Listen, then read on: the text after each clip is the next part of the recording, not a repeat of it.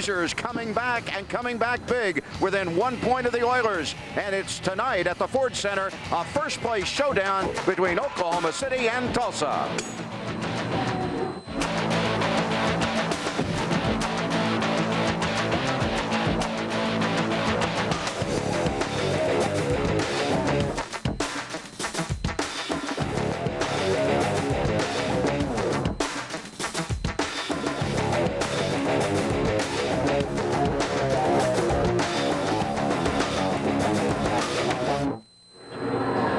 It's the greatest series in minor league hockey, and how much better can it get than that? Both teams with 22 wins, a point apart, and a showdown for the Northwest Division's first place spot between Oklahoma City and Tulsa is on the line at the Ford Center tonight. Hi, everybody. I'm John Brooks, and these guys that we're going to see here in a moment are the guys that will probably tell the tale tonight, Corey McIntyre, because in games like this, the team that gets the best goaltending normally gets the W. Yeah, lately Rod Branch hasn't been playing as well as he did at the start of the season. Boyd Ballard has really picked his play up, and the 14-point lead that we had on December the 20th has shrunk down to 1 point, and whoever wins tonight's game is going to be in first place. Well, the goaltending has been marvelous for the Blazers. It may have been a little bit shaky for the Oilers as of late, but hey, when Rod Branch has 20 wins on the year, that says it right there. That's tied for the most in the Central Hockey League. Still a very respectable goals against average of 2.77. Opposite him, at the other end of the ice tonight, will be one Boyd Ballard, who has been superb. He has won 7 of his last 8 games. He's gone from 2 games above 500 to 8 games above 500, and he too is now up among the leaders in the CHL as far as goals against average is concerned. So these two guys will be the guys that'll try to stop the firepower on both ends of the ice. And for the Oilers, they've had some problems in doing a lot of things correctly lately. Yeah, they've really struggled in their own end the last 3 weeks or so, and they've had trouble playing 60-minute games. They're coming out and playing a period here, a period there, and they need to get back to putting 60 minutes together in order to get some wins. Well, the Blazers, while Tulsa's gone 1-6-2, Oklahoma City has gone something like 8-2-1 over their last 11 games to carve into that lead and cut it down to a single point. So it's a great battle coming up here tonight. Blazers want to get out of the gate earlier than they have in recent games. The Oilers want the same thing. We've got a dandy around the corner in the Oklahoma Ford Turnpike Series.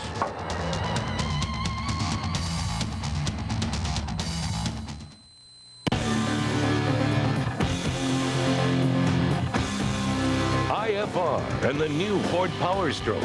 Both are coming to the brand new Ford Center January 16th through the 19th. $500,000 in prize money. The toughest trucks in competition in town. It's IFR 33. See your Oklahoma Ford dealer for the best truck and the best deals on Ford Super Duty and IFR. This is what being the best in Oklahoma is all about. Is that the TBCQ? Yeah, it's the Taco Bell chicken quesadilla. You got the 3CB in there? Oh yeah, it's got the 3 cheese blend. I assume it also came with the TMA WMC. Tender marinated all white meat chicken. GFT? Grilled flour tortilla. What are you having? PBJ. 3 melted cheeses, marinated all white meat chicken. The chicken quesadilla. To get Taco Bell's hot handheld, you've got to think outside the bun. Start your year off with something really big. Really big savings on all Ford cars, trucks, and SUVs. Start saving with financing as low as 0% or cash back up to $3,000 on vehicles like Ford Explorer, F-150, Taurus, and Focus.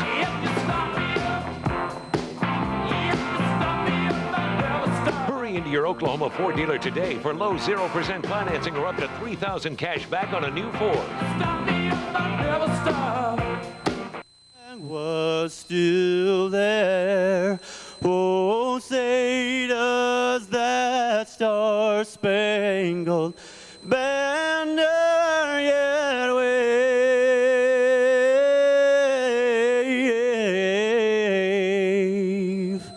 o'er the land of the free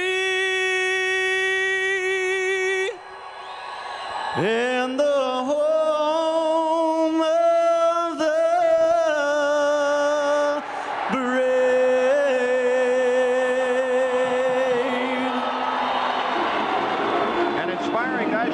anthem, and we are about ready to get underway for tonight's game, Corey. And both coaches have matched up here tonight. Now, obviously, as the visiting coach, Gary Unger had to submit his starting line first. But the two lines, Doug Sauter matches power against power, because the top four scorers in this series for both of these clubs are going to be on the ice for the opening faceoff. Yeah, he's going to go firepower against firepower. Usually you'd see the home team matching up with a checking line against the other team's offensive line, but tonight we're going to see the top two lines in each team against each other. All right, there are the standings, and that's how close it is. A single point, Tulsa over Oklahoma City, but Amarillo is certainly on the heels of both of these teams. Not only do they have to look at each other, they've got to look over their shoulder at Amarillo, a team that has games in hand on both Oklahoma City and Tulsa. Over in the Northwest, Memphis and Indianapolis are the two powerhouses there, with healthy leads over Shreveport in third. So that's the Northern Conference in the CHL. The Southwest dominated in the Southeast by an amazing team, Corey. Austin has played 32 games, and they've been victorious in 26 of them, and one overtime loss. An incredible 53 points right at the midway mark of the season. Odessa has a great record themselves at 21-9-4. They've got healthy leads, but for the final two playoff spots, there's going to be and especially for the final playoff spot in the Southern Conference, still pretty wide open race. But here, the attention is going to be on only one spot, and that's first in the Northwest Division. Yeah, it's going to be a battle tonight. Oklahoma City has made up 13 points here in the last 3 weeks. Tulsa had a healthy lead going into Christmas, but Oklahoma City's been on a roll. They're 7-2-1 in their last 10 games, and Tulsa's 2-6-2. And Oklahoma City's done a great job here in the last 3 weeks, making up some ground, and it's going to be a great game tonight. Whoever wins the game tonight is going to be go into this weekend's other game in first place. Well, you know, when we finished the broadcast on the 21st, quite frankly, we were both saying if the Blazers ever catch Tulsa, it will be very late in the season. And in a matter of less than 3 weeks, the Blazers have gone 8-2-1 since that date. Tulsa's gone 1-6-2, and the result is just this. I was mentioning a moment ago, as they have a ceremonial face-off at center ice, Doug Sauter tonight counters the starting line of Gary Unger, and he's got Burton, Manning, and Standish. Burton with 11 points, Manning with 7, the top two scorers for Oklahoma City in the series. And, Manning with 9, Burton with 11, Sauter in the middle, Hardy with 10. So the top three scorers out there. And then over on the other side, you've got certainly Marcellus with 11 points, and you've got Jamie Steer with 8, two of the top three scorers for the Oilers. Yeah, those two guys have led the Oilers offensively all year this year, and they're probably the two leading scorers against every team they've played this year. And Gary Unger's going to look for those two guys to once again lead the Oilers to victory tonight, and he's changed the lines up a little bit. He's got Aaron Miller on the left side with those guys. Justin Osachuk has been their regular left winger the last 4 or 5 games, and I think Gary's mixed up all three lines for tonight's big game against Oklahoma City. The referee for tonight's game is Paul Mariconda. The linesmen are Randy Sappo and Doug Rex, all assigned by the Central Hockey League office.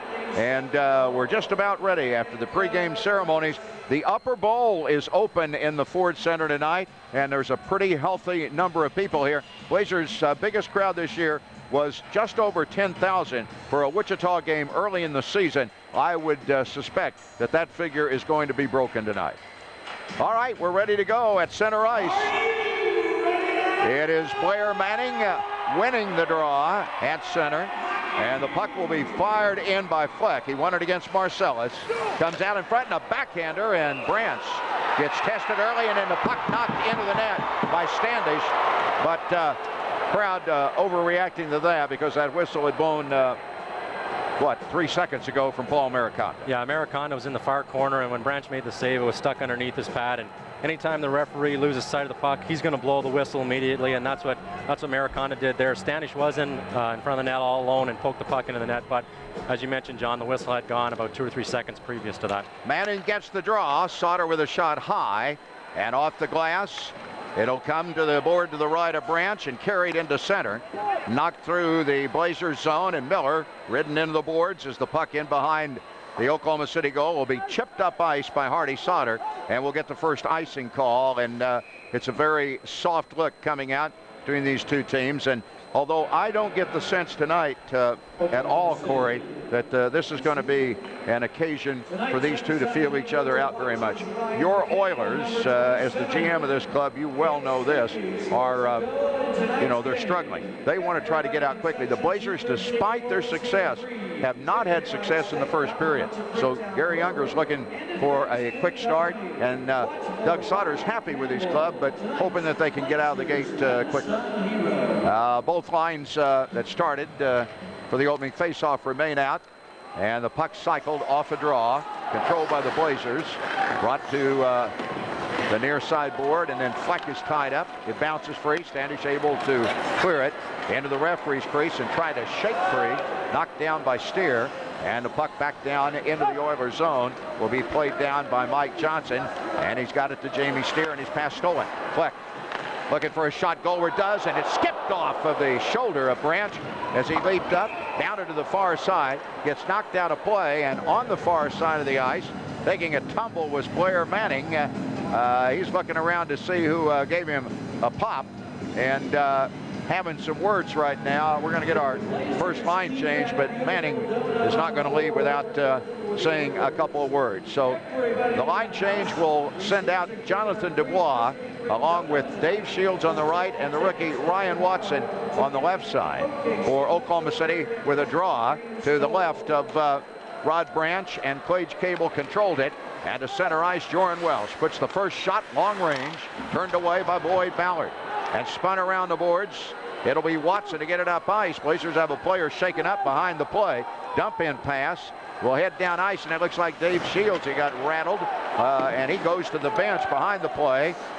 Out on the far side, Jasmine Waugh fires the puck in. He replaced Shields, who got shaken up back at the opposite end. Puck lying in the corner, and Waugh hustling behind the goal. One to wrap, it does. Batted loose, and it's just swatted out of there by Rod Branch. Up to the blue line, Derek Stone sends a shot that was deflected across the crease.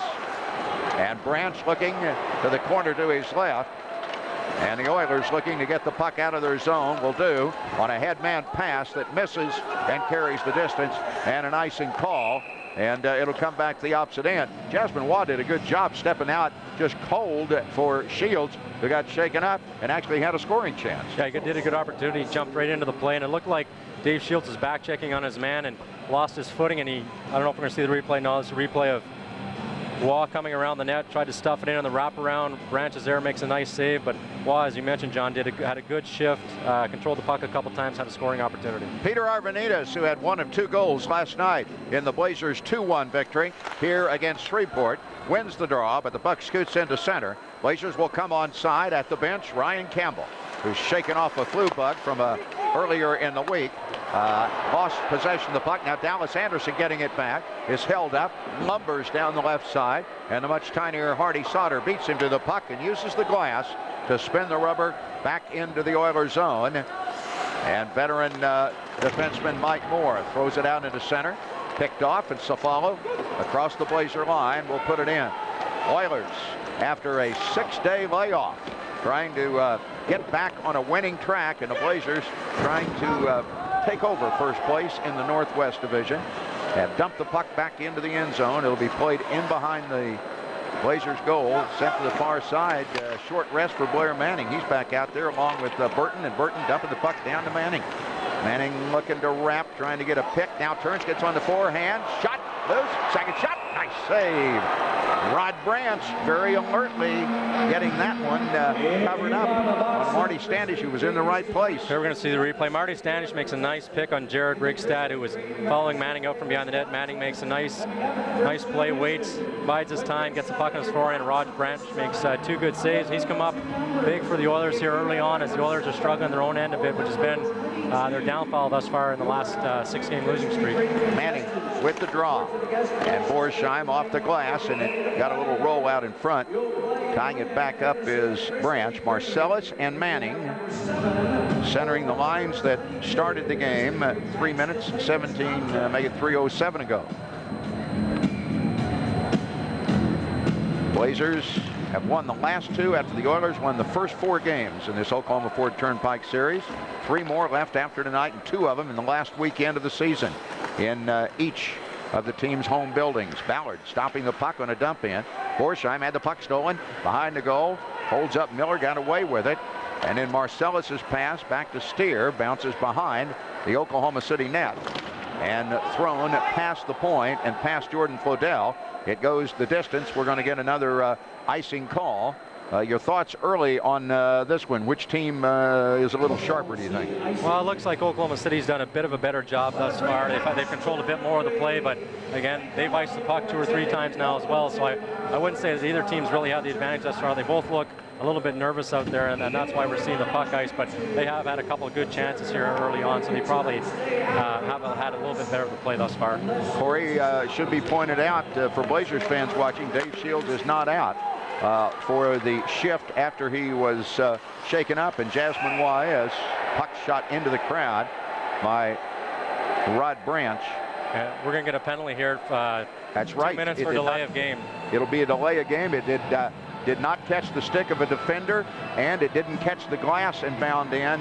Now, that's not what Branch wanted, but when he cleared it to the glass, he cleared it too far, and the Blazers will get the first power play opportunity. And let's run those figures for you, because Oklahoma City's mid-packet specialty teams, they are 17.5%, 7th on the power play, but the Oilers are way up at the top, 3rd in killing penalties at 87.4, and at one time were over 90, leading the league earlier. Dubois getting a pass from Sauter off of on the offensive zone, and the Blazers go to work. They got a power play goal in their 2-1 win against Shreveport here last night. That got them within a point of the Oilers. Manning working it down, gets it back from Burton. Gives it back. Joe on the doorstep. Turns, tucks it, couldn't get it underneath. The stick got loose from Branch. He's scrambling to get it back up as it's tied up along the board, and the puck slips out into center. That was helpful for Rod Branch, who had to regain control of his stick. Now Sauter waiting for the Blazers onside, brings it across. Dubois got a hustled pass to the opposite point to Standish. He's thinking about driving it. He does. It's off the glass and at the goal line for Burton on the left wing side. Setting it up against that Oiler box. And a pass eludes Sauter back out into center. Blazers have used up 50 seconds on the power play. They'll hustle it back in, but a nice breakup pass by Wells kept it out, and then a cross-ice pass, a bad one, stolen. And Cable into the offensive zone, and the first big stop of the night for Ballard as he towed it away, and the puck rolling back near him is kicked back to Sauter. Good toe save by Boyd Ballard. A good shot by Clays Cable. Now back come the Blazers. Standish laying it back up near the blue line. Dubois couldn't get it, and this will be an opportunity. To center ice comes Mike Moore, and he drove that one over the glass and into the netting. And the clock, with 14:52 to play in the first, is 37 seconds away from the delay of game penalty against goaltender Rod Branch. Yeah, in that last power play, Doug Sauter put Jonathan Dubois out on the point to get a forward back in the point. I don't know if that's something he's been doing of late, John, but that's not a characteristic that Doug Sauter teams usually does not use a forward back there. And Clates Cable went down the ice, and I don't think he noticed that he was going against a forward. He might have tried to make a move on him rather than take that shot high by the top of the circle. It's a good point, Corey, and it's something Doug doesn't do a lot, but he has done more this year, and he's done it with Dubois. He's been the guy on the point when he's used an extra forward. Hasn't happened a lot, but it's happened enough times not to be called real infrequent. Out to center ice off a steal of Robertson. Back in comes Marcellus. He's got a man free. Left wing side coming in. A little flip shot off the glove of Ballard, and it tapped away. That one fluttered away, and Robertson will get it. And that was Jared Rigstad, who had broken down the left wing side and had the scoring opportunity. Back to center to dribble it in on a pass is Robertson, and then the puck fired back to the opposite end. The Oilers, had they scored a short-handed goal, that wouldn't have been anything strange. They lead the CHL in that department with an amazing 13. They have killed off the penalty, and Safala, trying to work it in, will shoot it from outside the blue line into the Oilers zone. Ice has been tilted to the south end of the Ford Center here early in the first period for the most part, and the shots are 5-1 Blazers. Back to center Miller. Deflected shot in. Ballard will get it covered up, and 6:10 is in the books of the Oklahoma Ford Turnpike Series, meeting number 7 this year. Here's Marcellus taking that fake slap shot and then sending it. We don't see the pass to Rigstad, but we see Ballard getting the crook of his arm on it really more than the glove, Corey. He's fortunate that it spun to his left and not back to the right. That might have found the back of the net. Yeah, he got just enough of it to deflect it wide of the net and not over his shoulder and into the back of the net. Dubois' draw to Derek Stone has been brought out into center and now fired deep to the left wing corner. Ryan Watson coming down to get it. It bounced free. Dave Shields is back out. So after shaking up early, he's all right. Stone's going to chase a pass, and he's got company all the way down into the zone, able to get the puck back out. And it'll be sent ahead at left wing side, carried in, and a wrist shot skips off from Borsheim to Branch, and then he throws it back along the goal line, and Branch is able to get it covered up. And we get a stoppage in play with 13:17 remaining.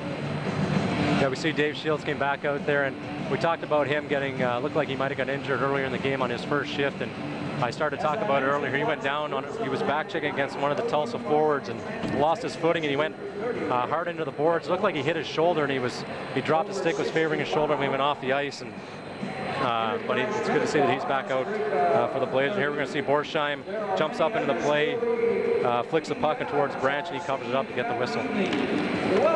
Peter Arvanites and Cable square off for the draw. Cable can't knock it out. And Tyler Fleck, who got the game winner for the Blazers last night, his 4th goal of the year. Arvanites got the other goal. They're in the end zone trying to make something happen. Now the rookie Jasmine Waugh wanting to come off the backhand, taken to the far side. Good play by Pat Hallett. Lost his stick to drive him up ice. That shot was wide, and Fleck's going to put it back down into the end zone. Pass in front, and it's off the stick of Waugh, and it slips in, and Jasmine Waugh is unhappy about that because he had a great setup pass from the end zone that time and could not get it covered up. And the guy who did get the cover up was Rod Branch. Look at that pass right there. It was a good one, but it caught the heel of the stick. Branch was thankful. Yeah, great pass out front. The puck rolled off Waugh's stick, and the Blazers are doing a good job of cycling the puck in the offensive zone right now. And the Oilers, I don't know if it's lack of communication or what, but they've lost their man a couple times, and as a result, the Blazers had a couple good opportunities here early in the game. Line change, face off to the left of Branch, and it's Marcellus and Manning started the game, but they're not going to be there for that face off. Doug Rex, the linesman, has tossed him out, and the subsequent draw controlled by the Oilers, and a chip pass shot right back past Burton from Fleck once more into the Tulsa zone, beginning to make a run on the midway mark of tonight's game. And the winner of this one leaves the arena in first place in the CHL. With the puck is Standish on the far side, a pass ahead. Moore breaking it up, gets it back out into center. Sauter's going to fling it, and that's intercepted. And Rigstad will carry to the offensive line. Had it rolled away. Blazers played very well last night in front of Ballard, with the defense playing very well, and they're doing again tonight as Sauter sent it down ice. Blazers tonight do not have Tim Lorella in the lineup, and they're going with 5 defensemen rather than what's been a 3-pair rotation for them this season. Sometimes when you're shorthanded like that, you'll see the defensemen step up. They try to pick up their play when they know there's someone out of the lineup. So we'll look for the Blazers tonight to see if one of their 5 defensemen step up. Chris Johnston for the Oilers. Dubois defeating him on the draw. And the Blazers will use Robertson to get it back to Jonathan Dubois. And his pool shot pass is snared in the neutral zone. Then chipped away. Back, it'll be brought back to center by Mike Johnson. Johnson feeds it ahead. And it'll be played right back out. And still a little bit of a chess match here in the opening period, although the Blazers have dominated from a shot standpoint. Oilers have only 1 shot on goal. Oklahoma City has 7, and if they count that one from outside the blue line, and they may not, that would have been 8 on Robertson's blast that was knocked away. And now Robo has gone back, and it'll be icing called against Tulsa.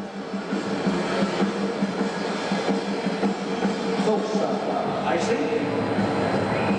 Probably the most amazing thing from the 21st of December to now is the fact that, yes, that the Blazers have made up 13 points, but to catch one team in a skid and the other one on the kind of upbeat and streak that the Blazers on and have it match at the same time, probably the biggest surprise there that's made this a battle for first place tonight. Fleck's shot was wide, and it's cleared out into center, and Tyler Fleck's going to dump it right back in.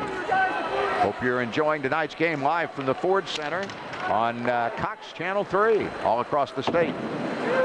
And the Oilers trying to get it to center. Derek Toninato had trouble with it, lost it at the Blazer bench. Watson's pass back in is cleared right back out, and then chipped back ahead and stolen by Hallett. Pat Hallett got off to a great start in this series. Going to be called for an offside pass, but he has been very quiet. This is game number 7. First 3 games, he was a prominent force for Tulsa. Last 3, he's not been in the mix. Yeah, he had that 5-point game in Tulsa against the Blazers earlier in the season, and as of late, Pat's just not playing his type of game that he typically plays, where he's taking the body. He's kind of gotten away from that. If he gets back to that, he'll get back right on track. He gets a lot more room when he takes the body out there, and we'll look for him to do that tonight. Number 13 for the Oilers, Pat Hallett. And he's the right winger for Johnston, who won the draw. And Mike Moore's pass into the Blazer zone will elude Ballard, and it comes back down into the corner. Good check by Fleck. Got the crowd enlightened as he took Hallett into the board. Now an avenue, although it is a tough one for Campbell, and he didn't go much with it. He get it dumped in, and we're going to get a stoppage in play. And Paul Mariconda, I think they're going to call an offsides. That was a late whistle. Yeah, it sure was. The puck was already in the corner, and one of the Oilers defensemen had picked it up and taken a couple strides with it before they blew the whistle. So they must have been thinking he was going to get control of it and bring it back out, but they decided to blow it. All right, a line change is our rookie Ryan Watson onto the Blazers bench. Jamie Steer, third in this series in scoring for the Oilers, dumps the puck in. Hardy Sauter with 10 points against Tulsa in the series, over to Burton, who has 11. And the all-time scoring legend in the CHL, Joe Burton, doing a one-man show to bring it down. Near side, drives a shot, loose in front, score! Blair Manning on a rebound.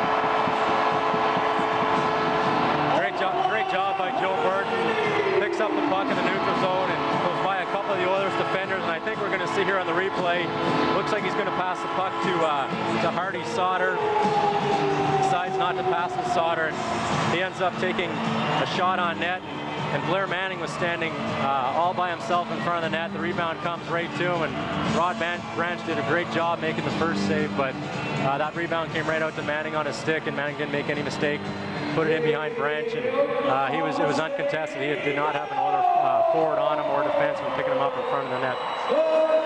14th goal of the year for Manning. Burton gets the assist, and the Blazers take a lead at the halfway mark of the period at 9:54, 1-0. Good shot by Burton. He had enough velocity on it that it was a good save by Branch, but it got loose just enough for Manning. And back in comes Manning, wanting to get 2 if he can. Sends it around, and Sauter holds it, and he'll bounce it down the board. And it'll be played back out by Todd Marcellus, but stolen and kept in the Oilers zone by Burton, who has set up Manning for the score. And now Burton getting the puck back again, will chip it, and it'll pop fly out of play. In the series, Joe Burton now has 12 points with his 5th assist. Manning, his 3rd goal against the Oilers, has 8 points. And Hardy Sauter now has 7 assists in this series. And we're going to have our mid-period break right here.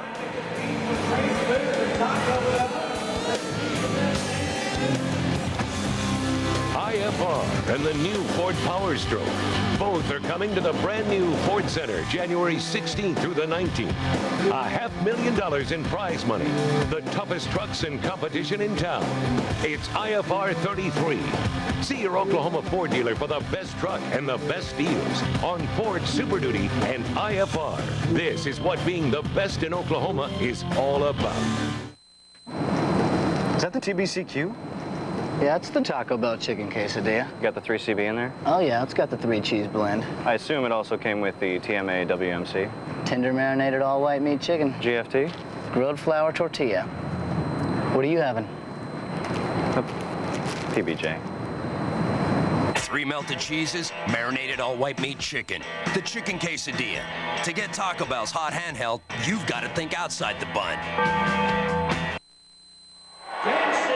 Welcome back, everybody. Just halfway through tonight's game and 36 seconds on the backside. The Blazers leading here 1-0 through first blood on Blair Manning's 14th goal of the year off a rebound of a Joe Burton shot within the last minute. Now Dubois against Clay's Cable. Cable controlling the draw for Tulsa. The center ice is Mike Johnson, and he'll send the puck into the Blazer zone, and it is knocked down and fluttered back out by Derek Stone. Shields trying to knock it down against Johnson, who rides him down into the corner. Cable comes over to get the puck.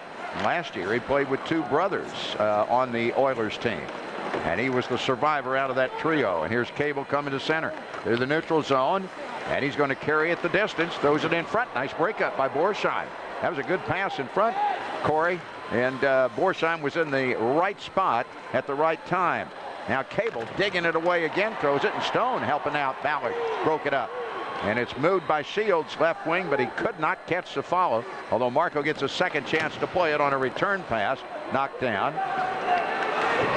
And in center ice, Safalo was about to get in it for a moment with Aaron Miller. Now the puck will be fired in, or excuse me, with Dallas Anderson, but neither one of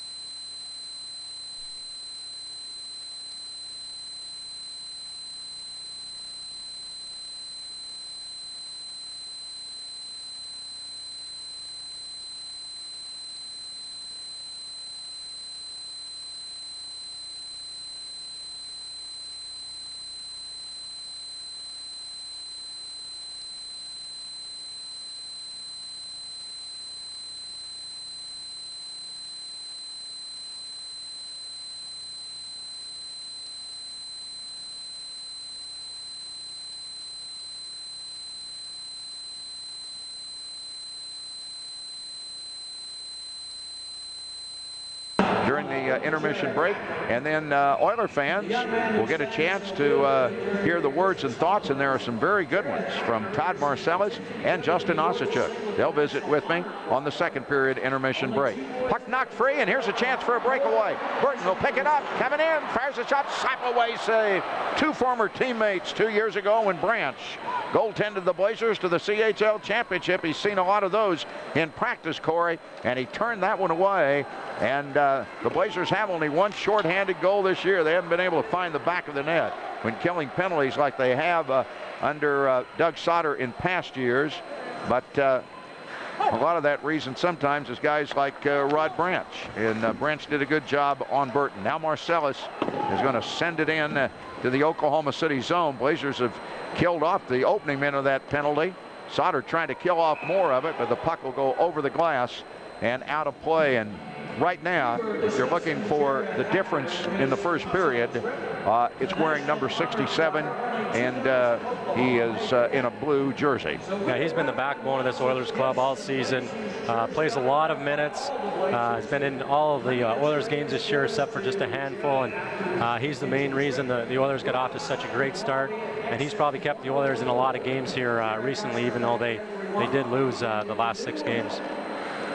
Opposite end of the arena, Oilers trying to take the lead for the first time on a power play chance. And Chris Johnston mugged in the corner, knocked down on a check by Tyler Fleck. Gets back up, and Fleck's trying to regain it again, and Johnston eventually up with it. Another penalty coming up. This one's going to be, well, let's see, is it going to be against Fleck or not? The hand of Mariconda went up in the air. I didn't think the Blazers had touched the puck to negate a delay call. Well, Tyler Fleck there looked like he's not too happy with the call, and I'm not sure if it's a roughing call Maybe offsetting here, or an obstruction. Well, it looks like Pat Hallett's pleading his case as well as they go off the ice. So, and the Oilers' door has opened to the penalty box. So it looks like actually Marty Standish, Tyler Fleck are both going in for the Blazers, and just Pat Hallett for the Oilers. So it looks like the Oilers will have a 5-on-3 here for about 31 seconds, unless Pat Hallett gets 4 minutes and they all offset. An unhappy Doug Sauter, who last night in this very building was unhappy late in the game. Blazers had a 2-goal lead and ended up shorthanded by 2 men after an Arvanitis kneeing penalty, with them shorthanded by 2. Shreveport scored to cut it to 2-1, then got another power play chance, and the goaltender pulled in the final 90 seconds. And the Blazers dodged a missed shot at the buzzer from point-blank range to win the game over Shreveport 2-1. So 5-3 shorthanded. Hasn't been pretty in the last 24 hours in the building, and the Blazers are going to be working 31 seconds down 2 men on the ice.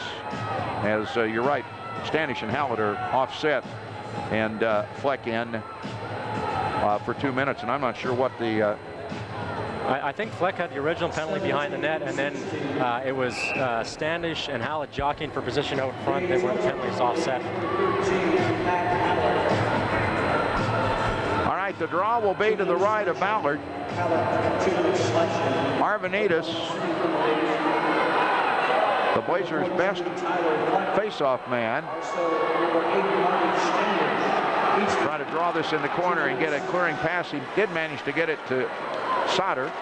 Sauter over to Robertson. Robertson knocked down in the corner, and the puck covered up. And Mariconda blowing the play dead, so now they'll draw it from the opposite circle.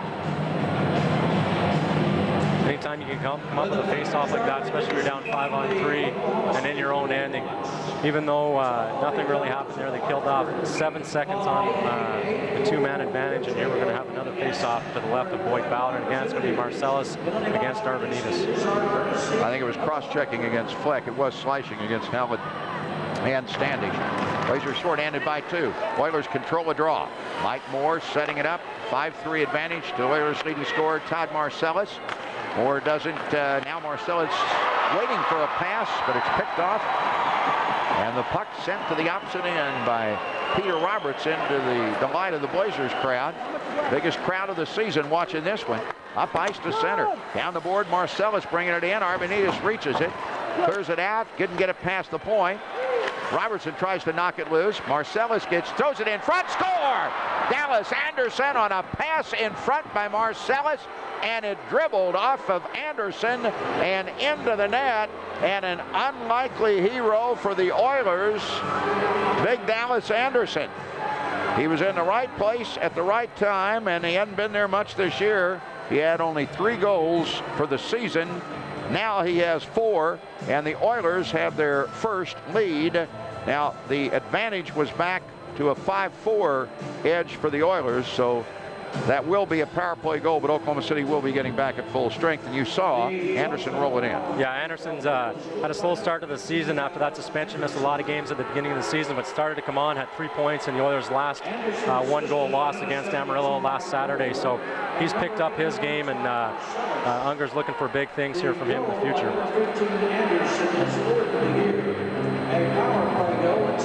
The Blazers had done a pretty good job, John, on that power play on the 5-on-3. They hadn't allowed a shot, and they also got it cleared out of their zone once, and Todd Marcellus kind of made a no-look pass in front, and the Oilers had a 2-on-1 in front, and Anderson with that big reach did a good job deflecting the puck and just dribbled through the legs of Boyd Ballard. Anderson's first goal against Oklahoma City, and Tulsa has their first lead. Right after the face-off, Ryan Watson for Oklahoma City and Pat Hallett in the face of each other, so they're both going to go in 2 minutes. Unsportsmanlike conduct penalties. And it is a 4-4 configuration on the ice as the puck will be thrown into the Blazers zone and then sent right back out to Manning, who has the Oklahoma City goal. Manning bringing it down, trying to work it in front. It drifted loose from him, and that allows Torrin Wells to play it up for a breakout to center. And cutting through that zone, Cable had his pass picked off, turned back up, right wing side. Across comes Manning at the blue line, looking for Stone, gets it down to Burton. Burton mugged down the corner. Joe at the goal line, coming in front. Poke check, loose puck, rolling around, covered up by Rod Branch. Branch did a good job, even though he lost his stick, Corey, to get the puck poke checked away from Joe Burton. Yeah, Branch does a good job. He didn't commit going to the far side. Burton was looking to the far side, and Branch did a good job of keeping his right skate against that post. And as Burton, we're going to see a replay here, as Burton beats Jordan Welsh out of the corner, cuts back in front, and Branch does a good job poking the puck and keeping his skate up against the post and keeping the puck from going in the net. I'm not even sure he did poke it. I think it just got loose from Joe, but he did cover that corner. And then he takes the immediate face-off and gloves it. On the 2 penalties, to correct that, it was a holding call against Ryan Watson and a slashing against Watson and holding against Pat Hallett. All right, the draw to the right of Branch. A backhanded swat at it, and Branch could play a little first base, couldn't he, on a throw across the diamond on that one. That was Sauter from the third base side across the diamond, and Branch scooping it out of the dirt. Sauter with a wedge shot, and Branch does a good shot with the one hopper there, picking the puck up. 63 seconds from the conclusion of the period. On our intermission break, we'll look at the 3 goals that have been scored, but we'll also have a pretty lengthy visit with Marty Standish and Peter Arvanitis. Dave Shields, who got shaken up on his first shift of the game, but then got back, is upended in the corner, knocked down. Crowd in the background wanted a penalty. Pass out front, skips wide of Branch, hits the side of the cage. He lost control. It's in the end zone, and Branch lost his stick, but he'll have time to recover it as the Oilers get it ahead with under a minute to go to Marcellus, who set up the goal.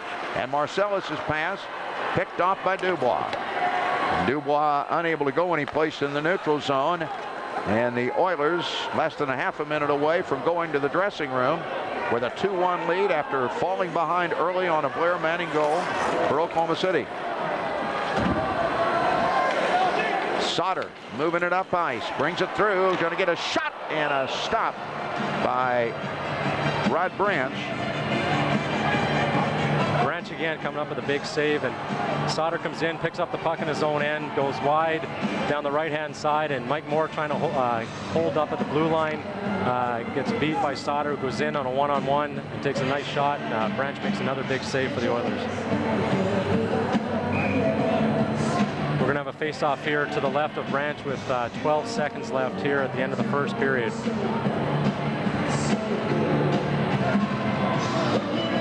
Arvanitas and Cable butt heads. Oilers get the draw, and they can pretty well run out the first period. And after losing here, after a 2-0 lead late in the game against Oklahoma City on Christmas night, the Oilers come back in and have taken a 2-1 lead here at the Ford Center at the end of the opening period. The Bright Clinic and Mama and Joy Hospital provides the shots on goal throughout the game. Through the first period, they are correct and official. All right, let's go downstairs to Gary Unger. Gary, can you hear us? Yeah, I can. Nice comeback by your team after that early goal by Manning. It looked like that the Blazers definitely had you on your heels, and you're outshot 17-5, but your team was very opportunistic in this period. Well, we didn't play very well. Looked like the guys were nervous. I don't know whether it was the crowd or whatever. This is a huge game for both teams, and walking into this building is a little bit intimidating for some of these younger guys. We got through the first period. We were lucky, but it's going to be a different game in the second and third. In what way, Gary? Different from your standpoint, do you think? I mean, just because those cobwebs are out? Yeah, I think so. I think we got to relax a little bit more. I think we pressured ourselves too much to come out of the zone, trying to make the perfect play all the time. And we're trying to handle the puck too much down in their end rather than just shoot the puck. That's why Oak City gets so many shots. They just shoot from everywhere. All right, Gary, thanks a lot. Best of luck to you. Appreciate it. Thanks, John. All right, we're going to take a quick timeout, and then we will be back here. And still ahead on our intermission report will be a visit with Oklahoma City Blazers Marty Standish and Peter Arvanitas. Oilers lead 2-1 at the Ford Center.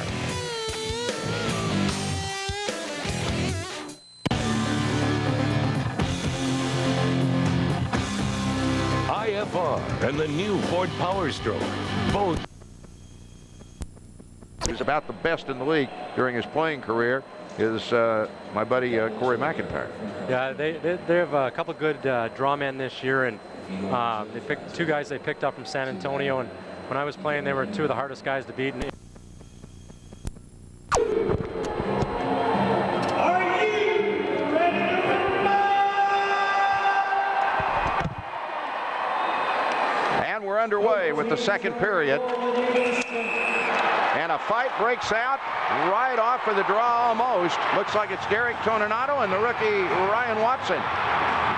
And Ryan Watson is one of the least likely guys you would have thought to have been in that position for the Blazers, but he is putting a pop on Toninato, and then Derek Toninato came back and he says, I want more of you. Ryan Watson's a big guy at 6'2" or 6'3", probably has 2 or 3 inches on Toninato, and he had a bit of an advantage over Toninato at the start of that fight, but he looks like they might go back at it again.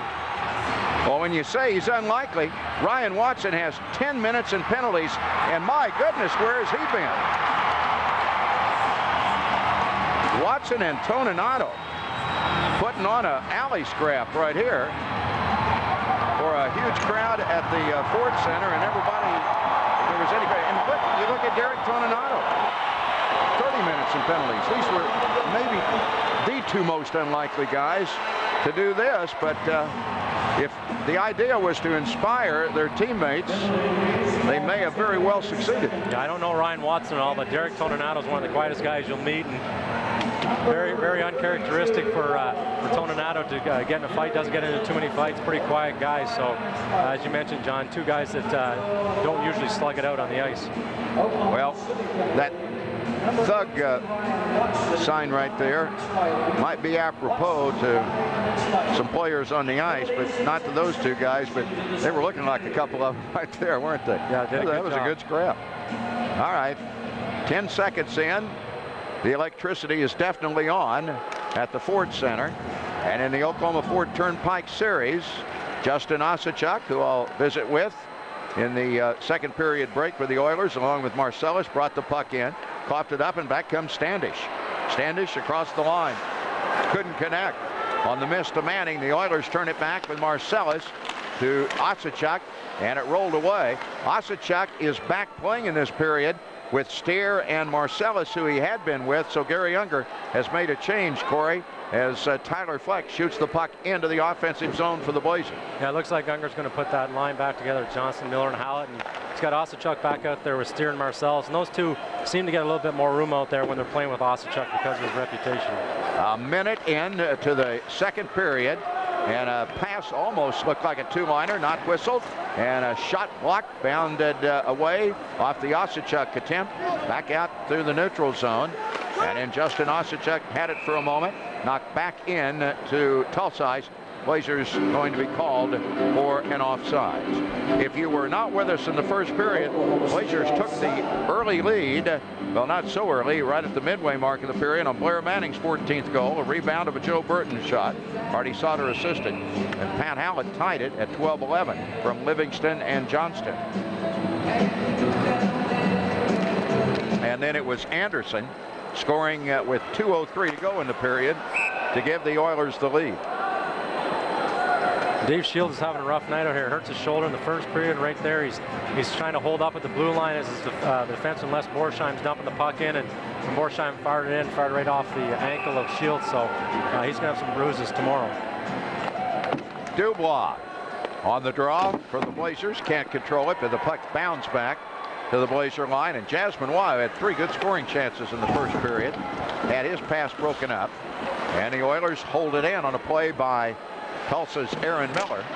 Puck thrown to Dubois, and he'll flutter it and let the Blazers chase. It's knocked away, and there's going to be a hand pass in the center zone with 1:38 played, and the puck will be faced off in between center ice and the Oilers blue line. Again, these teams playing here tonight, both will be on the road tomorrow. Tulsa will be at Wichita, and the Blazers are at Fort Worth tomorrow night. It is a full packet of games in the league tonight and again tomorrow night. The puck again whistled offside, rolled in and out of the Oilers zone. Blazers thought that was an incorrect call, and Corey thinks so too. Yeah, I've got to agree with him there. That it was the puck came over the line, but Aaron Miller, who was an Oilers player, brought it back into his own zone, so should not have been called offside. Nevertheless, it was, and the face-off with Dubois. And Dubois wins the draw against Johnston. Puck fired behind Branch in the Oiler goal. And then Branch sees one sail past him. He saw 17 go on him in the first period, or 16 did. One went by him. Miller leading it 2-on-2. Gets a shot, and Ballard gets his first test of the period. Boyd Ballard gave up 2 goals and 5 shots, but he didn't have that much action. And really the few times that he did, he played all right, but the Oilers just simply were very opportunistic. Yeah, really didn't have a bad period. Didn't get much work, and sometimes it's tough for a goaltender when you don't get much work in a period to stay focused. And as we mentioned in the first period, the Oilers really did a good job, very opportunistic, getting 2 goals in their first 5 shots. Arminitis and Cable have been locked up numerous times. Again, the Blazers won 19 face-offs, lost 13 in the first period. Hardy Sauter flipping the puck up ice to the Blazer bench, and it rolls back through the Blazer zone, and now trying to get free with it is Stone. Good pass by Campbell on the tape of Arvanitis, but the puck got loose, and it was an easy swat away, and then Arvanitis returned it to Branch, and the Oilers able to get it right back out into that neutral zone. Sauter back ahead to Arvanitis, and he knocked it across. Campbell's going to get a shot. It almost got through, and a save by Rod Branch, and Ryan Campbell put a bullet in there. That one looked like it was a fastball that had knuckleball tendencies, didn't it? Looked like it changed to the last moment. Yeah, I think it dropped a little bit on Branch, and I think he thought he was going to get it with his pad, and when it dropped here, you're going to see the replay. Puck's rolling a little bit. Actually, sat flat.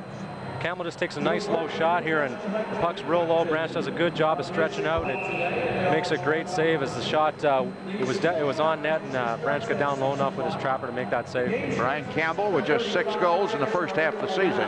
Sauter looking for a screen, gets a shot goalward. It hit traffic, and Standish was the traffic. Now he gets it back up. Sauter gets a shot deflected. Standish knocks it in.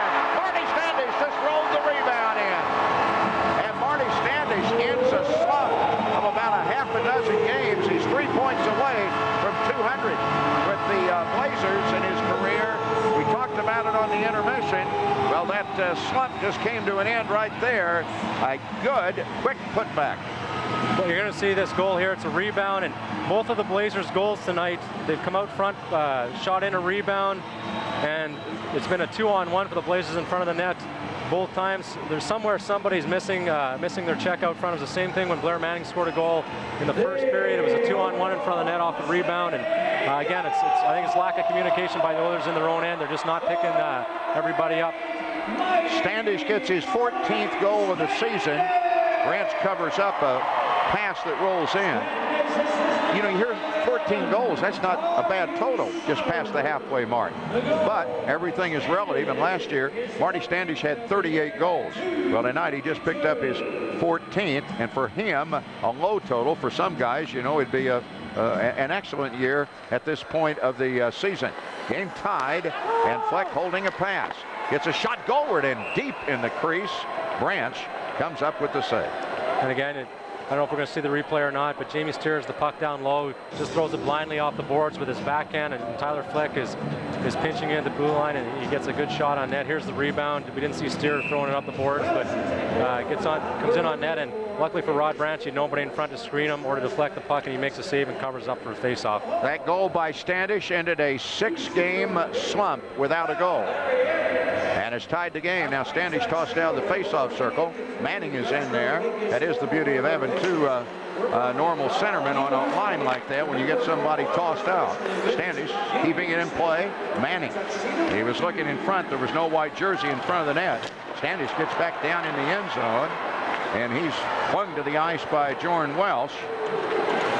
And the 4-man scrum in behind Branch, doing calisthenics in front to make sure nobody gets it out in front. And now the puck has sailed to the opposite end on an icing pass by the Oilers.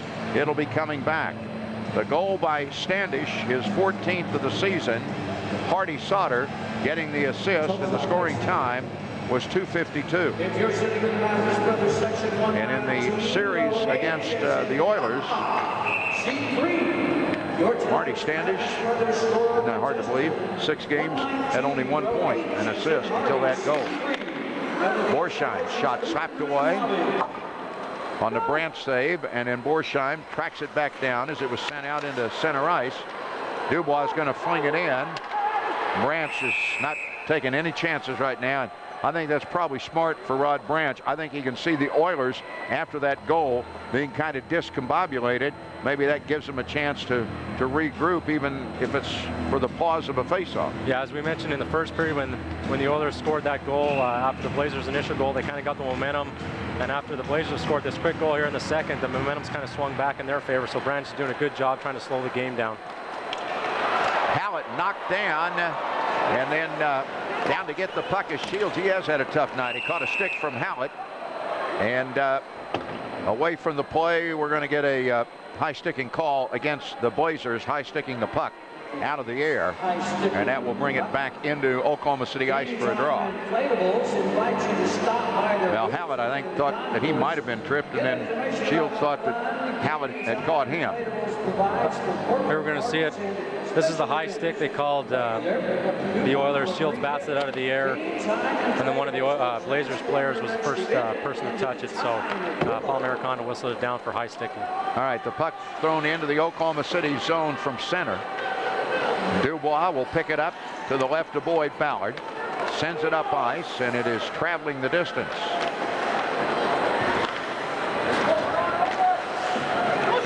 Mike Moore to cycle it around. Dubois with a pretty good check on the boards. And then a pass picked off in center by Borsheim. Waiting for Watt to get on. He timed it just perfect. Shoots it off the glass. Whoa, what a check by Watt. That woke the crowd up. Blazers 2 rookies making some noise. Watson with the fight. Watt with the check here in the first period. And Cefalo lumbering down in the end zone with Dubois. Dubois trying to get it on the forehand in the circle. Little short pass. Shields trying to get free. Got a little bit of a pick right there. And Shields is mugged along the boards. No call from Mariconda. Puck chipped out in front. And it rolls to the near side. Well, we can say this for Mariconda as the Oilers ice it to the opposite end. This has been a game in which he has let a lot go both ways. I mean, guys have been in each other's faces. There have been a lot of gloves against skin here. Yeah, that's something that Paul Americana doesn't usually do. He's usually the type of referee who calls everything. Right. And as you mentioned tonight, John, he is letting a lot go.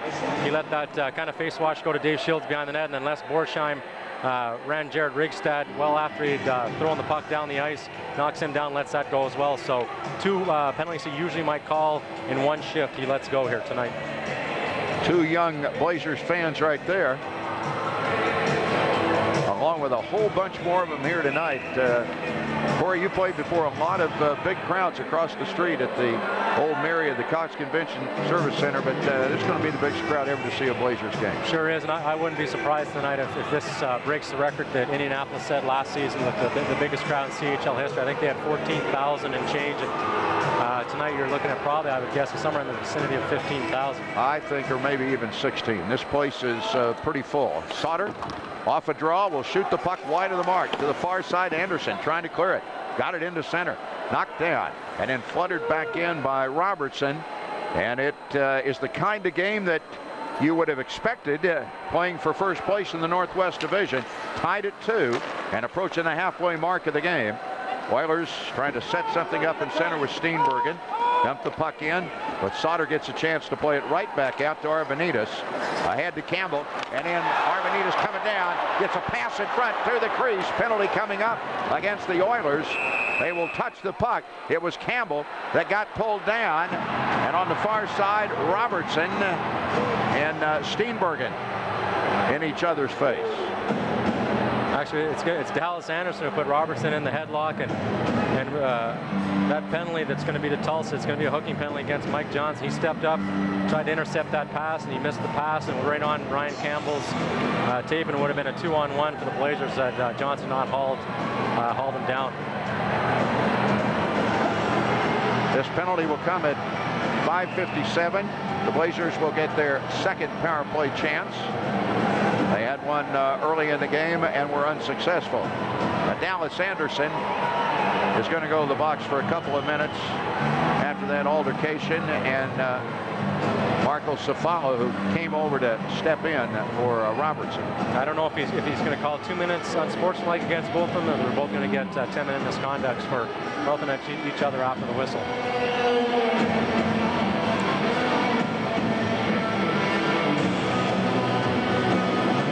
Burton and Steer over there talking to Americana as he's trying to get it sorted out, trying to find out what's happening.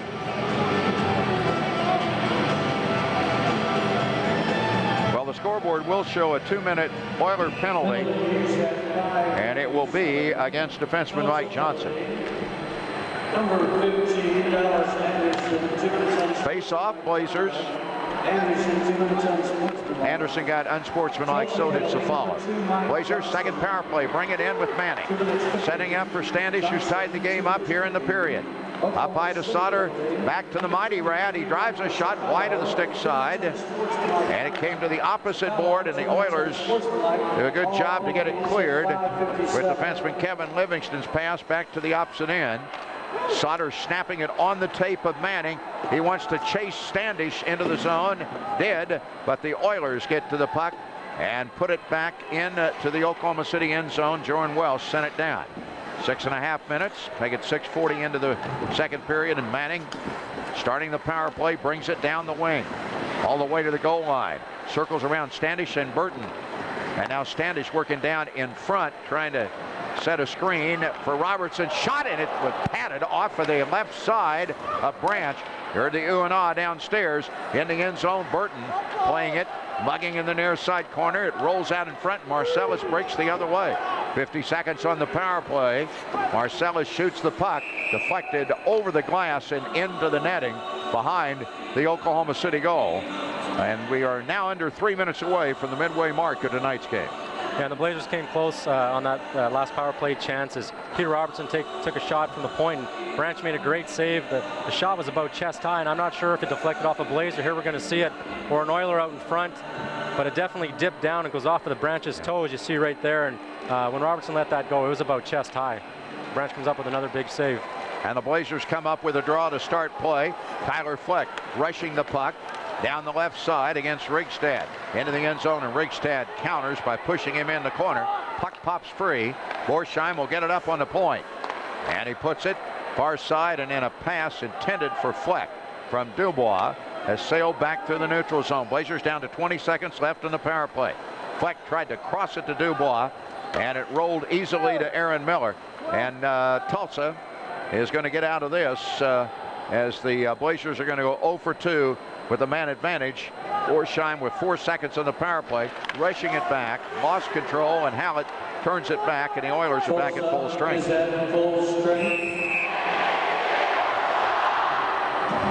Ballard holding on in the pass that was dumped in. 2 viewpoints in this game, close to the midway mark. Corey, if you're on the Oilers side, you look and you say, how can we be in this game?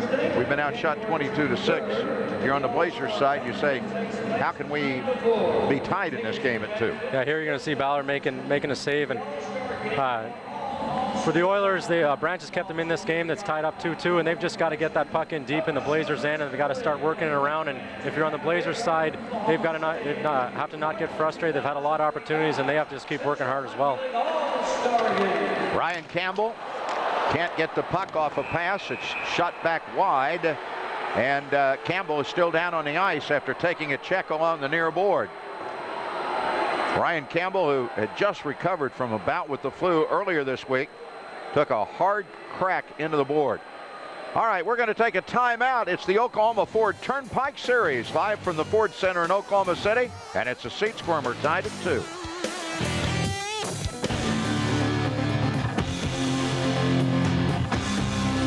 IFR and the new Ford Power Stroke. Both are coming to the brand new Ford Center January 16th through the 19th. $500,000 in prize money. The toughest trucks and competition in town. It's IFR 33. See your Oklahoma Ford dealer for the best truck and the best deals on Ford Super Duty and IFR. This is what being... Next broadcast in this series comes up on February 8th. This is game number 7. That'll be game 8. And then, Corey, we won't be around on the television side on Cox until the end of the regular season. And the way this divisional race is going, on the 14th and 16th, it could be in March, the division championship on the line. Right now, a banged up Ryan Campbell is headed to the Blazers bench with trainer Wade Sunby. And down on the ice, there's Campbell's figures for the year. He's not produced a lot of points, but he has played very hard for the Blazers. Pass up ice to Arvanitis, got away from Anderson, and Waugh gets a chance to chase Cefalo down into the left wing corner. The scrum is there. Cefalo got a pretty good check. Now the puck in behind the goal near side, and behind the play, a fight's going to break out. Cefalo going after it. We've got Jordan Flodell and Marco Cefalo, and Flodell definitely had the upper hand here at the beginning of this fight. Cefalo's coming back right now, and it's has a bit of the upper hand, but Flodell's coming back. He's going to throw a left here, and this one's been pretty even so far. Cefalo's a veteran of the CHL, and Flodell, the rookie, has another good showing, and he's shown that he's going to be a guy to reckon with in this league for years to come, as he does a real good job here in a fight against Marco Cefalo. Probably had a little bit of the upper hand in that fight. Here's how it got started.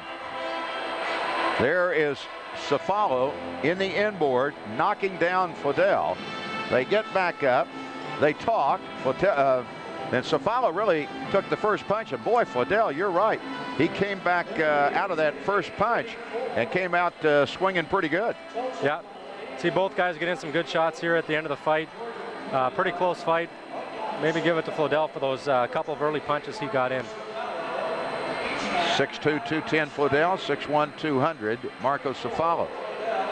Cefalo, who did not make the Blazers team out of training camp and was actually playing senior hockey in Quebec. And then came back and hung around and wouldn't go away, and finally earned a roster spot. Each are in 5 minutes for fighting. Penalty time 8:34. And Hardy Sauter to shoot the puck in to the Tulsa end zone, sent around the boards. Shields had it for a moment, couldn't contain it. A pass to a breaking in Anderson, and he scores! Dallas Anderson, who had only 3 goals for the season, just beat Boyd Ballard on the stick side. Anderson you think of as a guy who's going to be your thug, if you will, your enforcer, if you will, on the ice. A guy who's in the face of people all the time, but he can score, and that would have to be his best shot of the year, I think, wouldn't it, Corey? You've seen him all year. Yeah, he's, as we mentioned earlier in the first period, you're going to see it again. And Anderson, the guys in practice say he's probably got the hardest shot on the team, and he showed it right there, got a quick release. And he didn't score 20 goals last year for nothing, and he had a bit of a slow start because he missed the first 11 games. But as I mentioned, he had 3 points in Amarillo last Saturday, 2 points here tonight with 2 goals. So he's starting to come on for the Oilers. And Anderson has 2 goals tonight and a 3-2 Tulsa lead because of it. And up ice, a deflected pass to Manning, and the Blazers get a dropper. Cross ice, Standish can't get it. Puck rolling to the left of Branch, and then stolen back by Burton. He'll cycle it to Standish.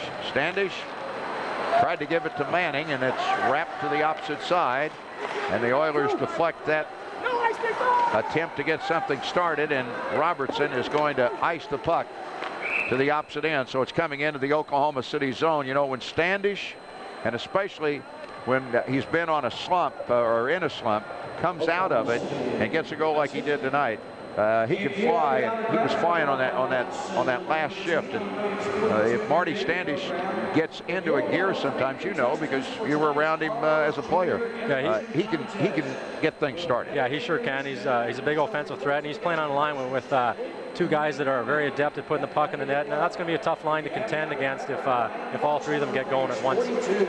Blazers now back behind for the 2nd time tonight by a goal. Have Tyler Fleck to move it out of the defensive zone. He sends it ahead. It's knocked in, and the Blazers going to be called for offsides. Recap of the scoring very quickly if you've not been with us all the way. Blair Manning at 9:54 of the first from Burton and Sauter, his 14th, gave the Blazers a 1-0 lead. Pat Hallett tied it at 12-11 from Livingston and Johnston. Then Anderson gave the Oilers the lead, 2:03 from the finish of the period from Moore and Marcellus. Blazers tied it on Standish's goal from Sauter within 3 minutes of the 2nd period, and the goal you saw by Anderson a moment ago, assisted by Clay Cable, has put Tulsa back out in front. 12 seconds from the halfway mark of game number 7.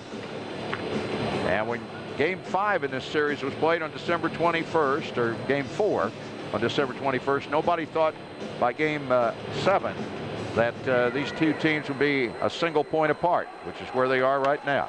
Oilers leading the division. Puck brought in by Watson. He's back out after that fighting penalty. Throws it in front. Up to the blue line. Robertson shot. It's into the net. This game is tied on a Robertson blue liner.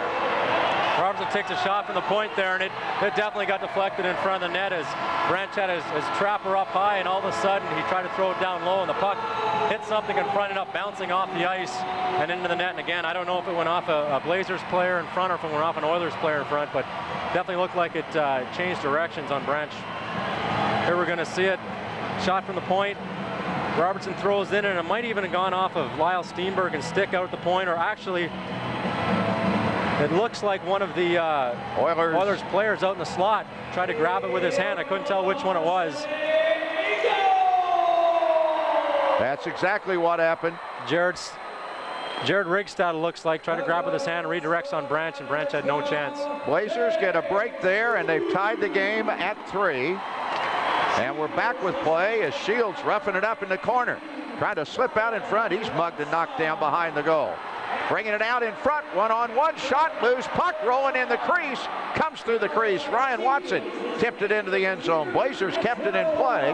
Oilers finally get it into center ice and then have to hold up. And will be whistled for an intentional offside pass from Aaron Miller.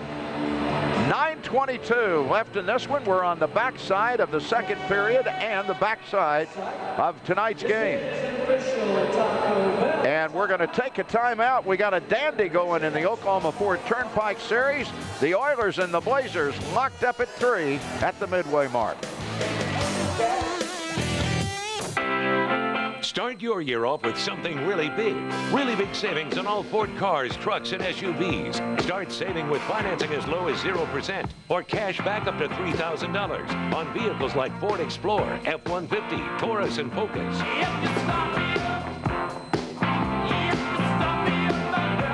Hurry into your Oklahoma Ford dealer today for low 0% financing or up to $3,000 cash back on a new Ford.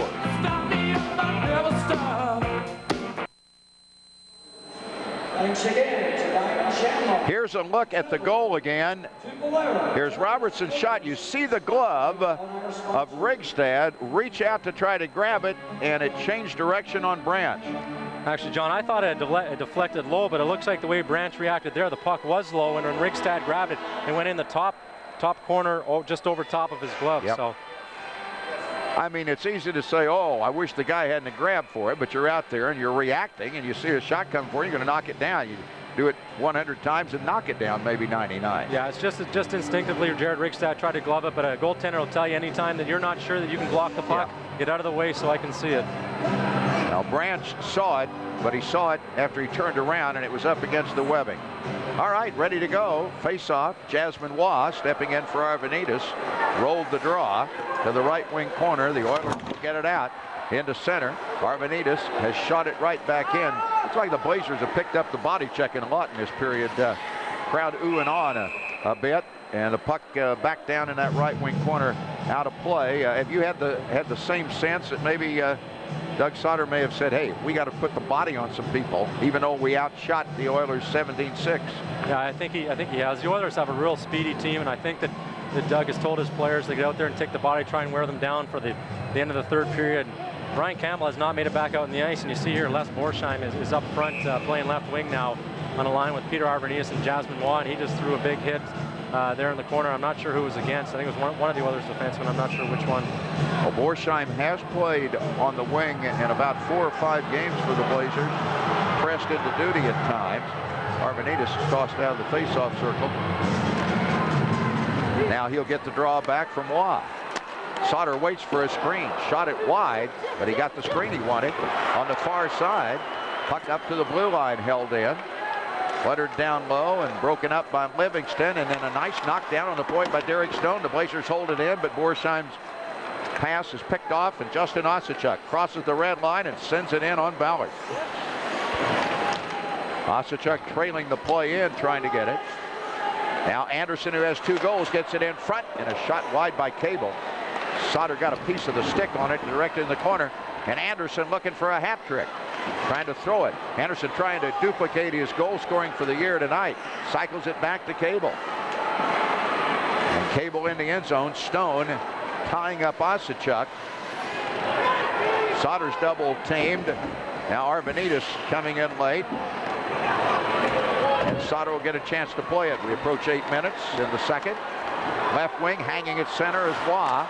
Trying to bring it around Welsh, but Jordan Welsh isn't going to be fooled on that. Knocked it into center, and Robertson, who just scored for the Blazers, puts it in the Oiler end zone. And Todd Marcellus, who will start for the Northern Conference in the All-Star game here at the Ford Center on January 23rd for the Oilers, shoots it down into the Blazers end zone. Burton's going to bring it out off his own pass. Left wing side a little too far. Standy's trying to jump through traffic. Manning will be whistled for offsides. Good call. Now, crowd here, and when you get a crowd this large, you get some people are seeing their first hockey game. They might say, oh, wait, is that really an offsides? But no question. Talk about the hard hitting tonight.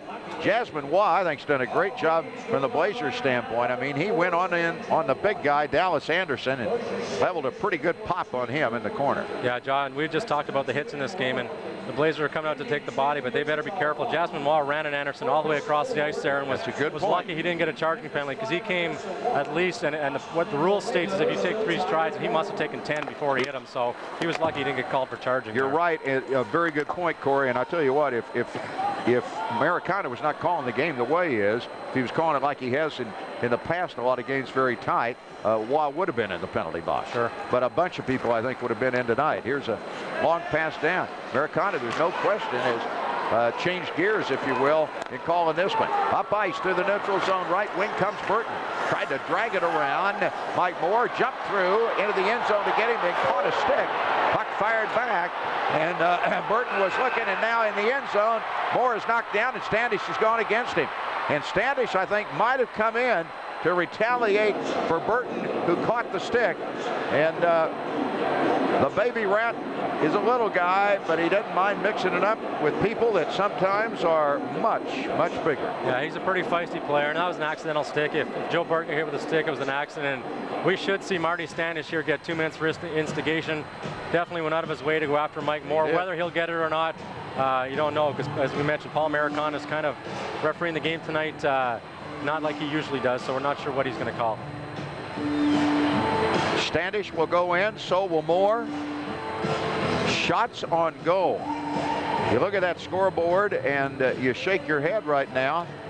If you are a hockey aficionado and you come in and you say, wait a minute, look, does that say what I think it says? But there you see it right there. It says it, doesn't it? 24-7. Yeah, if you saw just the shots on goal, you would think the Blazers had a healthy lead at this point, or at least were in the lead. And tonight, that's not the case. That the Oilers have been very opportunistic, as we touched upon earlier in the telecast. And even though they only have 7 shots, they've had 5 of those 7 have been quality shots, and they've taken advantage of their chances tonight. Lloyd Ballard, who has won 7 of his last 8 starts for Oklahoma City in goal. That saves percentage will not be helped by 3 goals on 7 shots. Right. Well,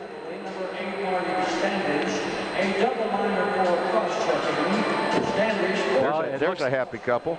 It sounds like there's not going to be. He's not even Maricon, although there were a few punches thrown. He's not even going to call a fight on there. So obviously there can be no instigation. It's they're both getting double minors. I think Standish for cross-checking, and that's exactly it. Double minor cross-checking, double minor roughing. It's the lady with the scales, right, and the blindfold. That's right. I guess. Balanced. I guess Standish got 2 penalties for cross-check, so obviously they occurred before he threw punches. So obviously, I guess he didn't get anything for throwing the punches in Maricona's eyes. Sauter on a breakout pass, left wing side to Ryan Watson, who was surprised a lot of people were getting in a fight early in this period. Puck thrown to end close. He and Toninato were wrapped up. That was a surprise from the Oilers side, too.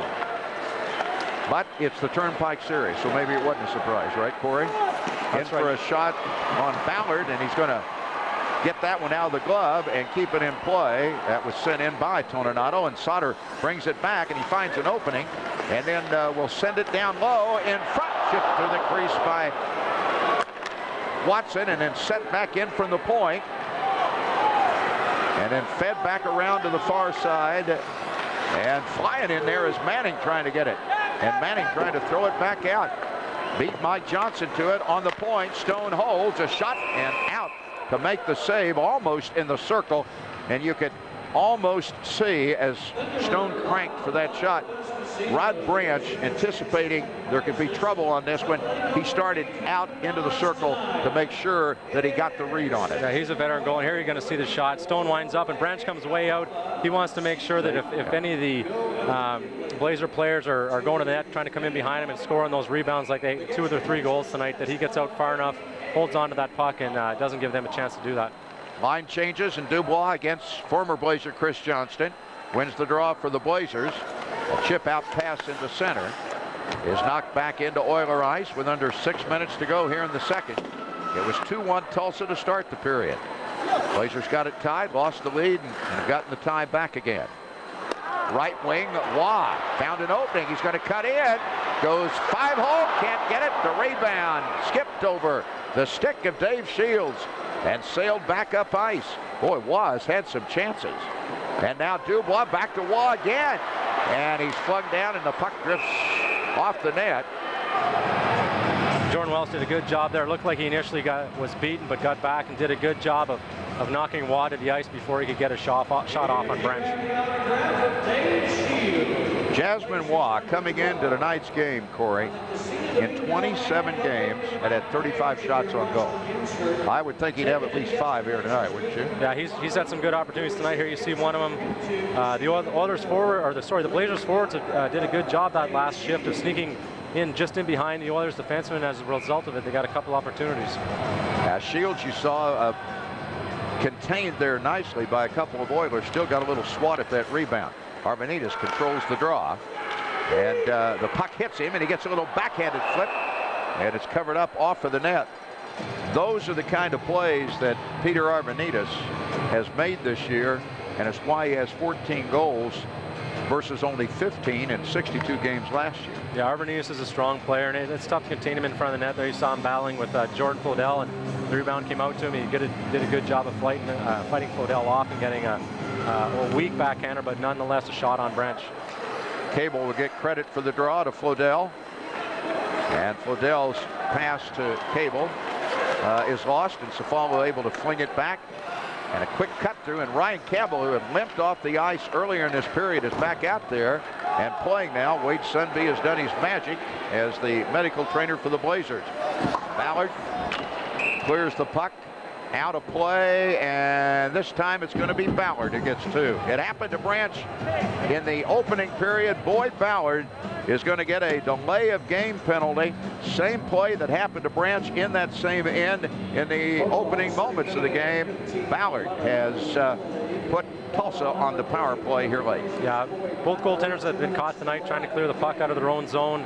Their defensemen weren't quite back, so they tried the quick transition game, getting that puck up the ice, and it's cost them both times with the 2-minute delay of game penalty. Oilers are 1 for 2 on the power play. They work on number 3.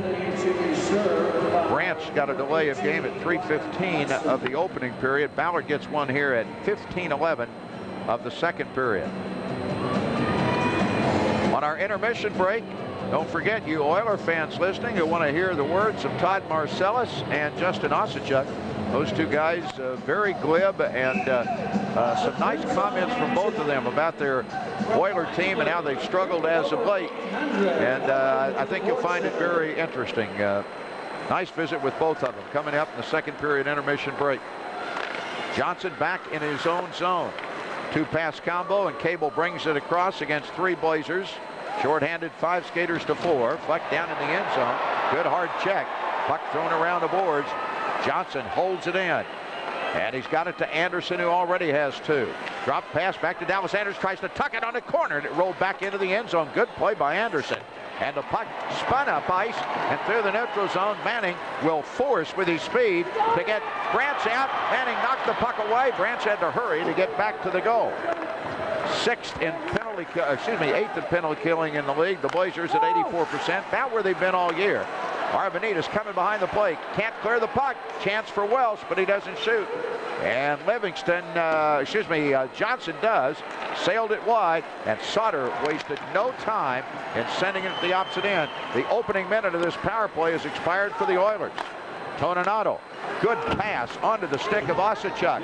Tied up by Stone. Stone to the boards to take him out. Marcellus behind to keep it in play. Up high to Rigstad. And Rigstad calling for it again. A shot off of the glass, and it is golfed out to the circle to the right of Ballard by Ryan Campbell to the opposite end. And the Oilers have taken it down to 30 seconds left with a chance to regain the lead for the 3rd time tonight. Livingston's pass off of Robertson. Robertson hustling back. He did the right thing, Corey. He had a chance to clear it. He got it up in the air. If he doesn't, it's going to be blocked at the blue line. Yeah, and the Blazers forwards are doing a good job of getting back, holding the Oilers forwards up the blue line, and they're not getting any pressure on the defense when the puck is dumped in. There's a nice steal for the moment by Shields. Shook off a check and fluttered it wide, and that's going to run out the penalty time. The delay penalty against Ballard was served by Watson. He's back out. And Borsheim chasing the puck with Jamie Steer into the Blazer corner to the left of Ballard. It's bouncing around like a basketball, and up ice it comes, and Dubois found Shields to a rushing Borsheim. Shields to the net, could not deflect it in, and he tumbles into the net along with Rod Branch, and then Branch comes out without a helmet. Yelling for help from the referee Paul Mariconda. Shields catapulted into the goal. You understand Branch being upset there, but I think if we get to see a replay here, you're going to see Jamie Steer does a great job coming back, picking Dave Shields up as the pass comes across.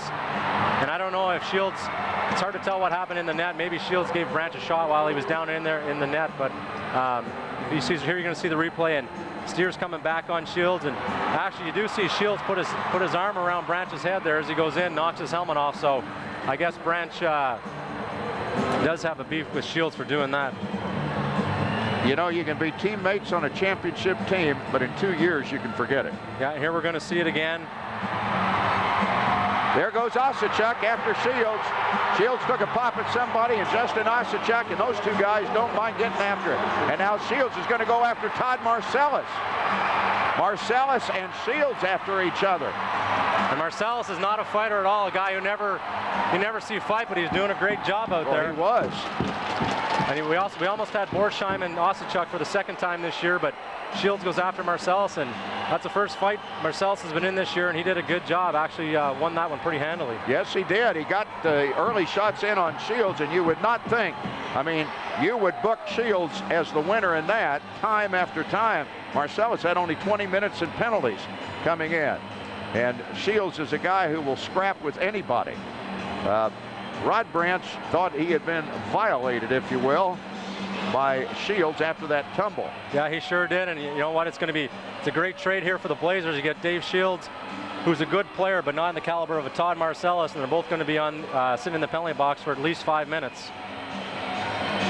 No, that's a very, very good point. The Oilers lose their leading scorer, Todd Marcellus, for the final 2:27 and the opening 2:33 of the period. And Dave Shields, who had a horrendous 18-game scoring slump early in the year, although he has been putting the puck in the net and starting to score, but still, it's a very good point, Corey. You've been around long enough to have seen those kind of trades where when the high-scoring guy goes off, the other coach has got a smile on his face. Sure, yeah, it definitely does. I'm sure Doug Sauter's over there. He's pretty happy right there with that trade. Shields did a good job. He's an antagonist. Him and Marty Standish are probably the two biggest antagonists that the Blazers have, and they're not afraid to get in the face of any player on any team, and Shields does a good job there taking Todd Marcellus off for 5 minutes. Osachuk was in there for a moment, but he has escaped anything, apparently, and that young man, Todd Osachuk, and the guy in the box, Justin Osachuk, and the guy in the box, Todd Marcellus, will visit with me on the second period intermission break.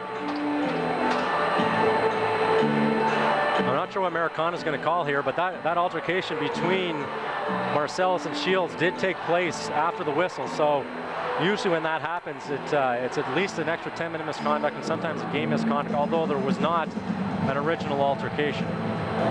All right, we're going to take a timeout. 2:27 to play. It's getting feisty at the Ford Center before a house that's close to packed. Tied at 3 in the Oklahoma Ford Turnpike Series.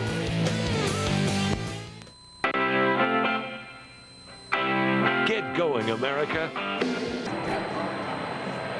Back at the Ford Center, this is part of the action that followed a tumble into the net over goaltender Rod Branch by the Blazers' Dave Shields. Exception taken by Branch that Shields had grabbed him in there, and before it was all over, non-fighting Todd Marcellus becomes puncher, and Dave Shields became punch bag there for a couple. Here you're going to see how it all started. Borsheim makes a nice pass across the Shields, and Jamie Steer does a good job of coming back and actually knocks Shields into the goalie, but that's why Rod Branch was upset. You see Shields coming in with the forearm. He did get knocked into Branch, but it was his forearm that Branch was upset about, kind of came down on him, kind of like WWF style, John. And see Branch right here yelling at Mariconda.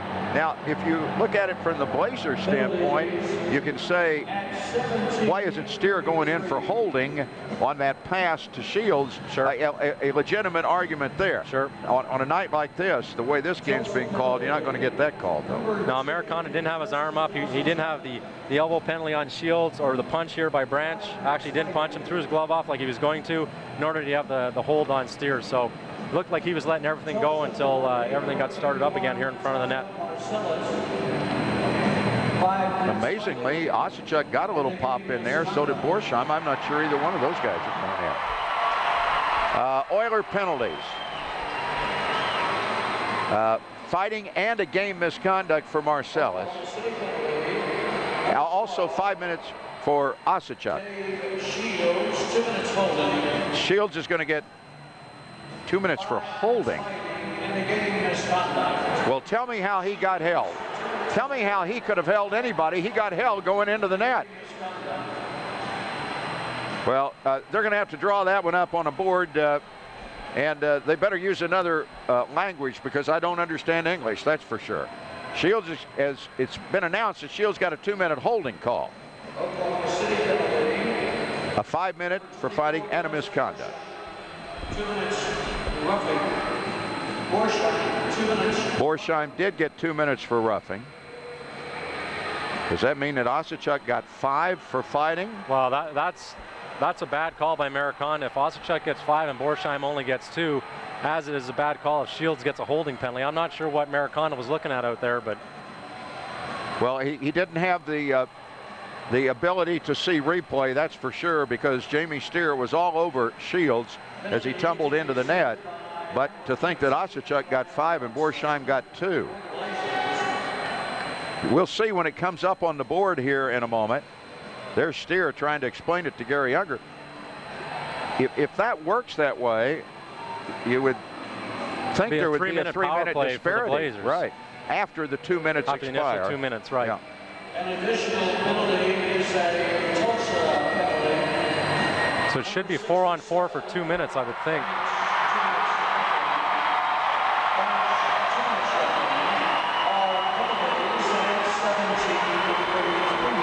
Yeah, 2-minute roughing penalty on Rod Branch. And the scoreboard now, the difference shows 2 minutes for Shields. And actually shows the Oilers to have a power play. But if there's wrong. Well, it should be wrong. I mean, if Osachuk got 5 minutes for fighting, this couldn't be much more confusing.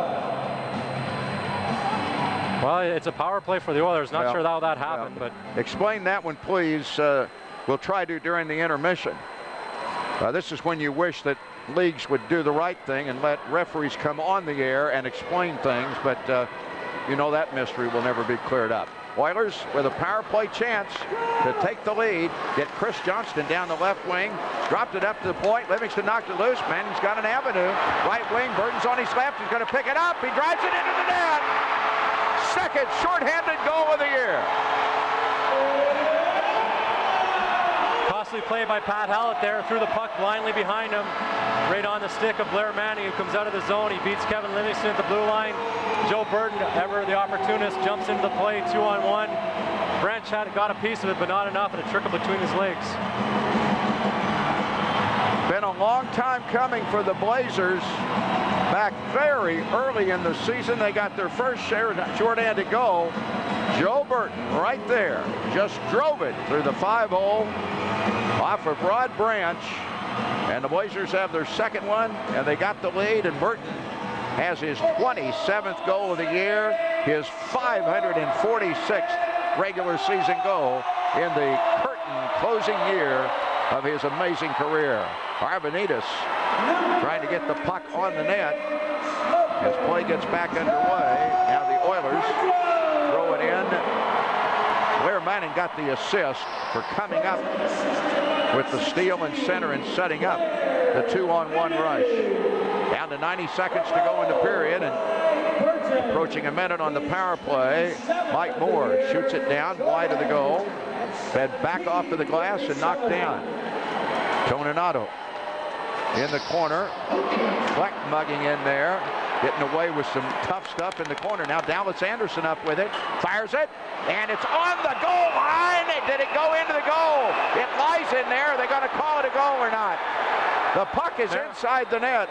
Americana never pointed towards the net like it was in, but it looked like, unless the whistle went, it looked like Ballard was holding it and he got pushed into the net. So if the goalie goes into the net, it should be a goal as long as the whistle hadn't gone before he went into the net. Anderson's going crazy. He went over and slapped at the goal judge. Then he and Fleck are in each other's face, and right now, the other battle. Arvanitis again going after a guy, Clage Cable, who again never gets in the fight. Here we're going to see the shot. Anderson takes a shot on net, and I don't know if it hits Ballard, then hits the post, or hits the post first. It looks like it beat Ballard, hit the post first. It's kind of sitting on the back of his arm, leg, sitting there. And here you're going to see, I think it's Toninato come in, try and push the puck in the net, and the puck eventually ends up in the net, but we never saw the indication from Paul Mariconda whether it's actually a goal or not. It definitely is in the net. I don't know if Mariconda blew the whistle or not. It went into the net when Rigstad came in behind the play right here and poked underneath Ballard. By then, you see the whistle in the mouth of Paul Mariconda. Was there a tooting coming from that whistle? That's the whole question right now. Well, we never saw Mariconda make the indication whether that it was a goal, so I don't think he's calling a goal here. Well, you would not think so, but then we've seen a lot of strange things happen. There are trip aces on the board, 1:11 to play. Gary Unger checking the time. There's no doubt that the puck was in the net. It's just a matter of whether the whistle had already gone or not. If you see the replay again, Corey, I think you see the whistle in the mouth of Mariconda before you see the stick of Rigstad go underneath the body of Boyd Ballard. Sure. And it looked like the puck was resting right on top of Ballard between the post and his body. It must have been on his pad or something when Toninato came in and tried to poke the puck in. Well, this nearly packed house here at the Ford Center. Here we're going to see a different angle here, John, and it's hard to tell from that angle what's happening. It looks like Ballard reaches behind him with his blocker. Toninato's trying to poke it in, and then hard to say whether the whistle went or not. But well, there's Rigstad. He's already in the mix. We still don't see Mariconda in the picture. Now Mariconda's coming in there. See, now it looks like he was just putting his whistle up there and blowing. But it wasn't. He wasn't looking at the net. He was looking out front to see what was going on, looking for penalties. So I don't know if he even saw that the puck went in the net. Well, nothing has been put up on the board. Tulsa penalties, number 7. There are going to be additional penalties. Rigstad, 2 minutes slashing. Tulsa penalty, number 15, Dallas Anderson, 2 minutes unsportsmanlike conduct. Anderson got 2 minutes unsportsmanlike. Rigstad got 2 minutes for slashing. And Clage Cable 2 minutes roughing. Gets a 2-minute roughing penalty. Well, if you look at the board, Rigstad's up there for 2 minutes, so I think the Oilers got 6-minute minors, and it looks like the Blazers are going to get 4. 2 minutes roughing. Number 14, Tyler Fleck. Not quite sure why Rigstad got the penalty unless the whistle had already gone. We couldn't hear it up here. Fleck got 2 for roughing. Fleck got 2 for cross-checking. Arvanitis got 2 for roughing. There is no goal, and the puck has been brought beyond the Oiler blue line for a face-off. So it's impossible to say. I mean, by the time we saw Mariconda, he may have blown the whistle once, had it up in his mouth again. So you can't fault that part of it. It did look like the puck was covering up before Rigstad punched it loose. Puck is into the Blazers zone. No power play now for the Oilers. They lost that on the extra 2. And the Blazers going to break out. They're 2-on-1 again. Manning taking it deep. Tried to lay it in front. Went in behind the goal. Got it out front. A shot and a save. Robertson. And Branch must be wondering if he's playing street hockey with the neighborhood kids, and there's nobody on his team right now. Yeah, both Oilers defenseman Mike Johnson got in and pinched, and Pat Hallett did a good job, covered up for Johnson, and actually it was Hallett who was back there on the 2-on-1, and he does a good job going down, blocks that pass from Manning as he tried to get it across to Derek Stone, and made a great defensive play for a guy who is a forward. Draw, offensive zone for the Blazers here in the final minute. We will get some comments from Coach Doug Sauter at the Blazers bench at the end of this period. And his team 30 seconds away from having regained the lead. This has been a wild one. This has been the best game in the series as far as momentum shifts and everything else that's taken place, and without question for a series that historically has been one covered up with a lot of physical stuff, lots of fights, brawls in the past many years ago, not in recent years, this one has been the most physical. Yeah, it has, and it's been for the most part pretty clean hockey, clean checks out there, and both teams, John, have done a good job tonight answering the other team when they've been scored against, getting some quick goals to get the momentum back. Now the Blazers get Robertson in deep, and they got a backhander down low, picked up, second shot knocked down by Branch. It rolls free into the corner. Blazers have a man advantage here in the waning seconds of the period. Manning trying to get it out front with 8 seconds. Burton trying to come back and get it. Burton and Branch tangle up against each other and go down. And as they do, Mariconda whistles the play to a stoppage, and the Blazers will get a face-off in the final 3.5 seconds. Your point well taken, though, Corey, that each team has nobody's let that 2-goal lead come up on the board against them. Sure, and you touched upon in the first period that after the Blazers scored that quick goal, that they kind of had the momentum. Then the Oilers scored a goal, it was about 5 or 6 minutes later, but since then, both teams have kind of answered back pretty quickly to keep the other team from getting a 2-goal lead. Robertson's shot hits the face mask as the buzzer sounds. That one right on the mask of Rod Branch. He covers it up, and if that wasn't a fitting finish to this period, Branch taking it on the face mask to show the physical aspect, the brutality, and the sheer force of competition between these two teams. They have played a dandy second period, and the Blazers have a 4-3 lead. In just a moment, we're going to get the headset on Coach Doug Sauter and get a chance to visit with him and ask him his reaction. 16-4. Couple of unsuccessful power plays, penalty minutes in a wild and tough period. But look at the face-offs. Blazers have made the Oilers chase the puck all night long, Corey, and that's why the total shots 33-9. Yeah, anytime you win that many face-offs, and we've touched upon this in our other broadcasts, that if you can win the face-off, that means that you at least have possession of the puck to start that shift, and you're going to have possession of the puck probably for the majority of that shift if you start with it. So that's a big category that most people don't look at, and when you win 27 out of 35 face-offs, that's a big margin. Here's the scoring recap.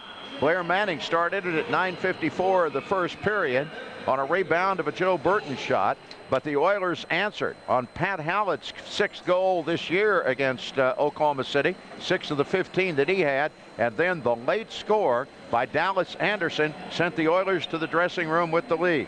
Marty Standish ended a 6-game goal-scoring slump in the opening 3 minutes, getting a rebound himself of a Hardy Sauter shot and tied the game. But back came Anderson with his 2nd goal of the night and just his 5th of the year.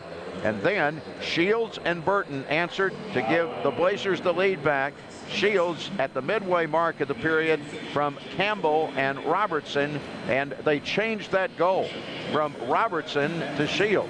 From Robertson to Shields. They say that Shields deflected it. Change on the Peter Robertson goal. It was ruled that Dave Shields deflected that shot in. That allowed the Blazers to tie the game, and then Burton's late goal in the period. Well, there was lots of action, and it started early in the period, Corey. Ryan Watson was into it with Toninato, and then later Shields and Marcellus, and then Standish getting the tying goal to make it 2-2. And then Dallas Anderson with a brilliant shot right there. That's the best shot of the game right there. Anderson inside the post, and then here's the change. Shields in front, and apparently he did get a piece of the stick on it. And then on the 2-on-1, shorthanded, Burton puts it through the 5-hole from 35 feet for his 27, and that's why Oklahoma City has a 3-2 lead heading to this period. And tonight, the largest crowd in Central Hockey League history. Look at those figures. 16,873. That's more than 2,500 more than has ever seen a Central Hockey League game. It's a new CHL record here at the Ford Center tonight. And boy, did they choose a game to show up for Corey McIntyre. Yeah, any Tulsa Oklahoma City game is going to be a great game. And with this many people tonight, it's just nice to see that it's a 1-goal game with 20 minutes to go, and just looking forward to a great third period.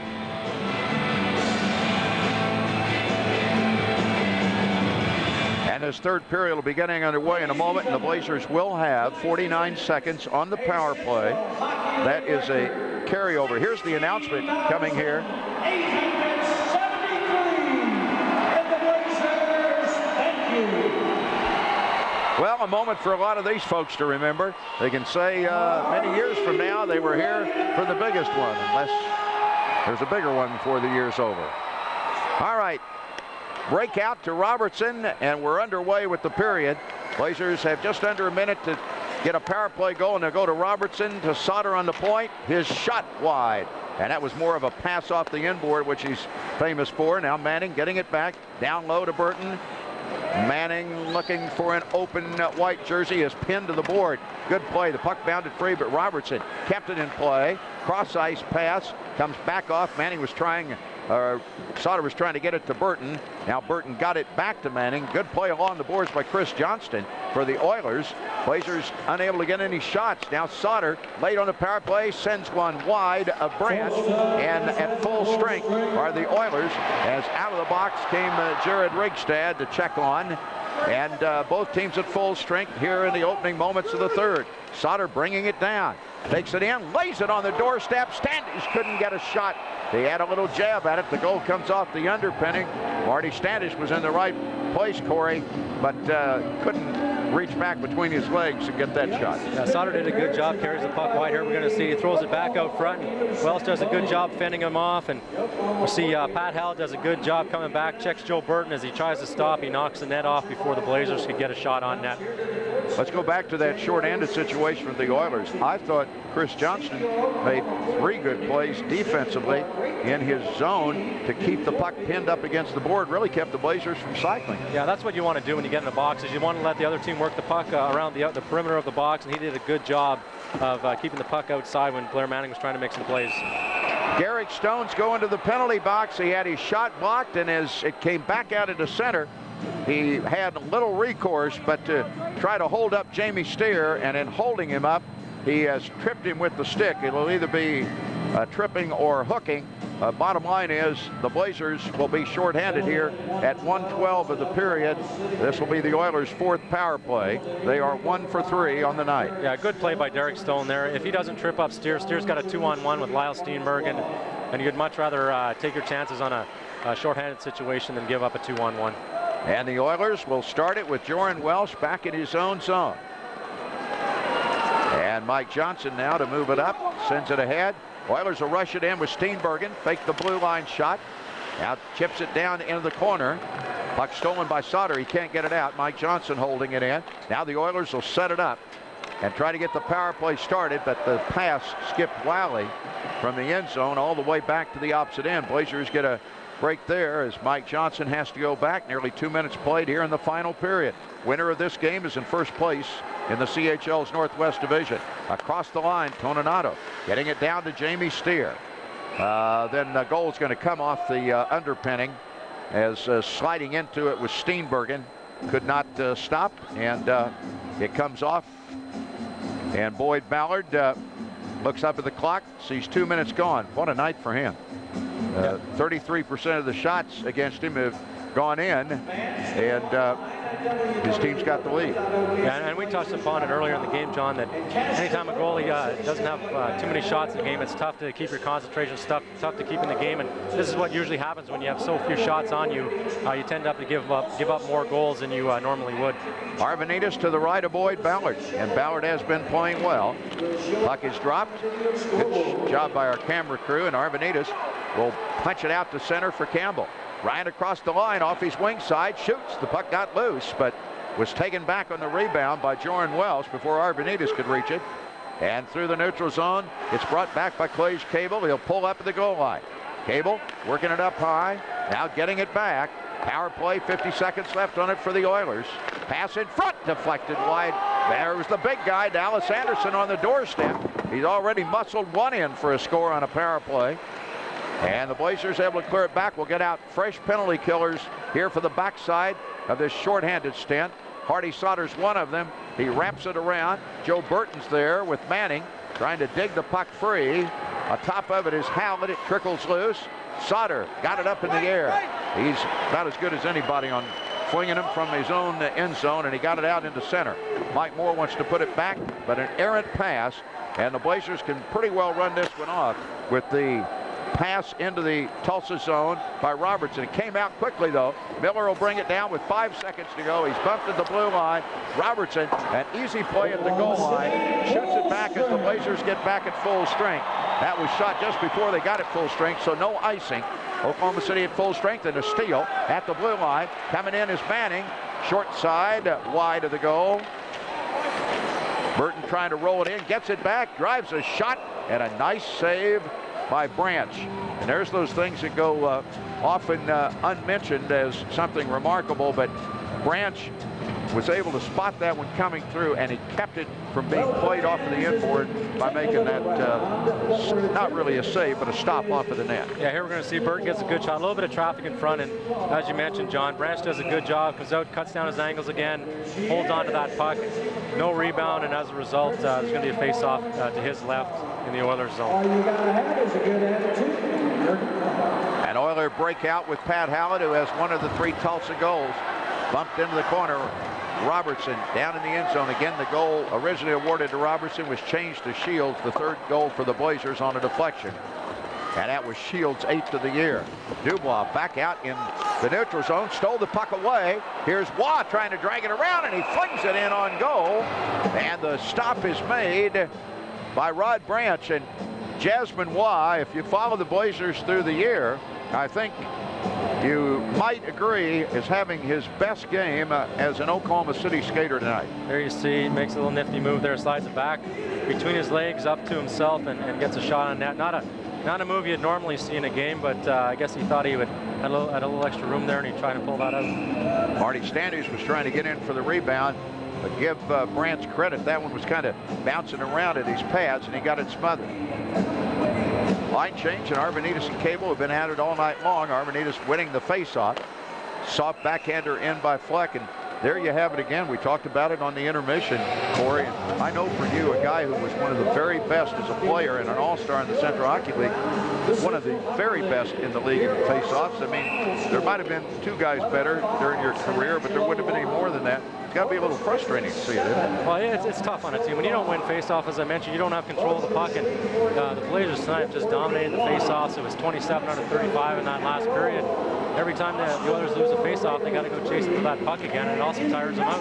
Well, Campbell stepped in for Arvanitis, tossed out, won it, and a shot from the point is wide by Sauter.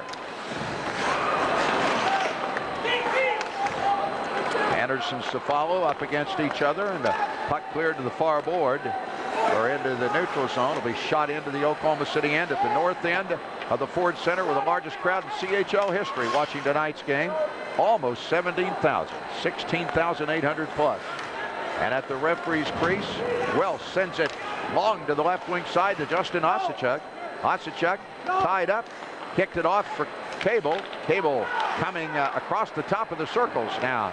Put it into the end zone. Dallas Anderson with a couple of goals tonight. Gives it up, and Arvanitis on a 2-pass combo. Up ice to follow. Rolls it down, and Branch wants to hustle it back. He misses Anderson at the referee's crease, and icing is going to be whistled against Tulsa. And after the intensity of that second period, it's really been a little bit soft for the first 5 minutes of the third. Yeah, both teams look a little sluggish here starting the third period. Maybe it's because of what happened in the second period. There's a lot of bodies flying around out there, and it might have tired the guys out a little bit, but yeah, they've definitely slowed the hits down. Oilers do get a draw this time, something they haven't had a lot of in the period, and Jamie Steer heads out to center. Blazers have 3 waiting for him at the blue line, and the save by Ballard came to the far side to Mike Johnson. That one really kicked out high. Now the puck cycled around to the near board and batted into center. It'll roll to the Oiler line and taken back by Manning. And Manning got it free to Burton, got a man in front. Watson shot just wide of the mark. Oh, good setup by Burton, and the rookie Ryan Watson just missed. Here's a penalty going to be whistled, and it's going to be against the Oilers. A tripping call and a chance for an Oklahoma City power play, and a chance for the Blazers with a 4-3 lead to get a little bit of a cushion. I think that penalty is going to be against Rod Branch. 2 minutes for tripping. It looked like Manning was going to beat the Oilers defenseman to the puck, and Branch tried to get away with one there, but Mariconda saw him trip Manning, and as a result, they're going to be short for 2 minutes. Well, Branch is a wily guy. I tell you what, he knows how to use that stick around the net. This is Rod Branch, a pretty good family man off the ice. He's a guy who can play when he wants to be tough around the net. He can take care of his own territory. Yeah, he sure can. He sure can. He tried to get away with one there. Unfortunately for him and the Oilers, Mariconda saw him that time. Oilers wrap it into center, and actually Toninato picked it up, lost his stick as he took a shot, and Sauter is going to start the power play rush out for Oklahoma City. And Fleck will fire it down the right wing side into the corner. Back out it comes to Sauter. Up near the blue line, drives a shot. It's loose in front. Cleared to the point. Fleck hustled it to Sauter. The rebound got loose from Branch. Blazers keeping it in. Another shot goalward. Deflects away. Dubois at the goal line. He's going to come back to the top. Now Fleck has time. He'll drive it, but it changed directions on him and went to the far board. And Cable has an early or an easy putback to the opposite end. Blazers have a shorthanded goal in the game. The Oilers have a power play goal. And through the neutral zone, Standish brought it down the left wing side. It's in the corner. And then another penalty coming up from Paul Mariconda. Standish in the face of one of the Oilers. Power play opportunity for the Blazers is their fourth. I think Mariconda's got a myriad of options there. It could be cross-checking, hitting from behind, boarding, as Standish was going into the corner to fight for the puck, and he cross-checked Livingston, I believe it was, in the back, and Livingston went headfirst in the board, so it could be any one of those three options. Well, you named the first one. That's it. Cross-checking? Yeah, Standish. Oklahoma City penalty at 6:39. It'll be at 6:39. Penalty number 8, Marty Standish. 2 minutes interference. Well, wow. Okay, you had the penalty right. You didn't have the call right. Interference against Standish. So the ice is at equal strength. The skaters shy for each. And the Oilers will get a carryover of about a minute on a power play. About 40 seconds. Manning bringing it across. Into the corner. Joe Burton guided to the boards by Livingston. Up high it comes to Robertson, and he put it straight on. Goaltender Rod Branch. That'll be shot number 39. The Blazers this year, Corey, tied a franchise record by allowing only 14 goals in 14 shots in a victory over Fort Worth. Right now, they're in line maybe to break that. Oilers have only 10 shots on goal. And Oklahoma City has 39, and it's a seat-squirming 4-3 Blazers lead. And the Oilers with a little ice room. Up ice, Chris Johnston. Johnston across the line, a drop pass, cycling behind Aaron Miller. Shot just off of the stick of goaltender Boyd Ballard. He thought that might have come back out. He was looking in front of him, but it went into the corner. Burton makes a steal inside his blue line and sends the puck into center. Welsh is going to bring it back across and then hopped out of the way of an attempted check by Robertson, and the turnover. Pulled down on the ice is Manning. No whistle, and the puck sent in, and the Oilers have a power play chance as the puck is sent around the boards and cleared back out by Les Borshine. Almost 8 minutes gone in the final period. Here's Anderson across, drives a shot, batted away. Up to the far side, held in by Mike Moore. Ballard with the save. Moore getting it back, near side, saved by Ballard on a great shot by Hallett on a one-timer. Oh boy, what a shot by Hallett. And it's back to the opposite end. And there is a three-shot flurry for the Oilers. A steal, Campbell in deep, and he's pulled down, and the Oilers are going to have a man in the box for 2 minutes. And talk about a good penalty. That tripping call against Mike Johnson is about as good as it gets if you are trying to save disaster. Yeah, we talked about Derek Stone taking a good penalty earlier, and Mike Johnson just does the same thing there. Kind of gets his pocket picked by Campbell, and he gets back in time. But here you're going to see Pat Hallett, Mike Moore with his head up, makes a nice pass across. Hallett gets a great shot off, got a lot of wood on it. Ballard did a good job of getting across, just getting enough of it to deflect the puck out. And here you're going to see Johnson gets his pocket picked by Campbell, but does a good job of getting back, kind of Well, he did pull him down. knocking Campbell off balance and was unable to get a shot off on net. A good recovery, though. So good plays at both ends. Blazers will have a power play in about 20 seconds. Up ice through the neutral zone. Cable bringing it in. Looking for a pick. Sends it wide of Ballard. He was screened in front that time by Toninato. Back out with it comes Dubois on a developing 3-on-2. He fires a shot, and it's knocked down and smothered by Branch. 1 second before Standish will exit the penalty box, and the Blazers will be working on their 5th power play here in the 3rd period and getting close to almost halfway home. Well, these teams meet on February 3rd, and that'll be our next telecast in the series.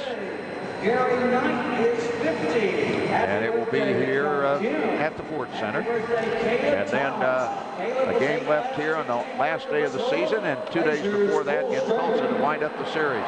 Blazers back at full strength as the Oilers have sent it to the opposite end. Standish, who ended a 6-game goal-scoring slump, mugging for the puck in the neutral zone. He did it to tie the game at 2 in the 2nd period. Oilers led 2-1 at the end of the 1st. If you haven't been with us all the way, Blazers battled back to get the lead at the end of 2. And the Oilers had the lead again at 3-2 in the period. Here's Robertson with an avenue. And he'll go to the goal line, and now will Poole shoot it to the point. Standish working up on that opposite point for a moment with Robertson. Now Robo on the far side. Shoots it high and wide of Branch. Tracked down and just able to hold it in was Sauter, and he got it to Dubois. Up high, shot blocked, and a nice defensive play that time by Toninato against the shot attempt by Robertson. Talk about Arvanitis being one of the best in the league on blocking shots. Toninato did a good job that time on the Oilers side. He sure did. Anytime you're killing a penalty, you want to make sure you're going to block that shot if you're going to leave your feet, because if that player takes a shot and goes around you, he's going to have a good opportunity on goal. Well, Hallett had a good opportunity there, and another one just dribbles wide as Hallett almost scored short-handed and then almost set up Anderson. And the Blazers got a little bit sloppy and almost paid for it. Now they will get a break out of their end with less than half a period to go. And a pass is off of the stick of Burton, then saved up at the blue line. Manning shakes the check in front. He just missed Burton. Oilers back at full strength in a 4-3 hockey game. Manning looking for a screen, gets it, and he shot it underneath the glove wide. Horsheim holding, has put it back to the opposite side.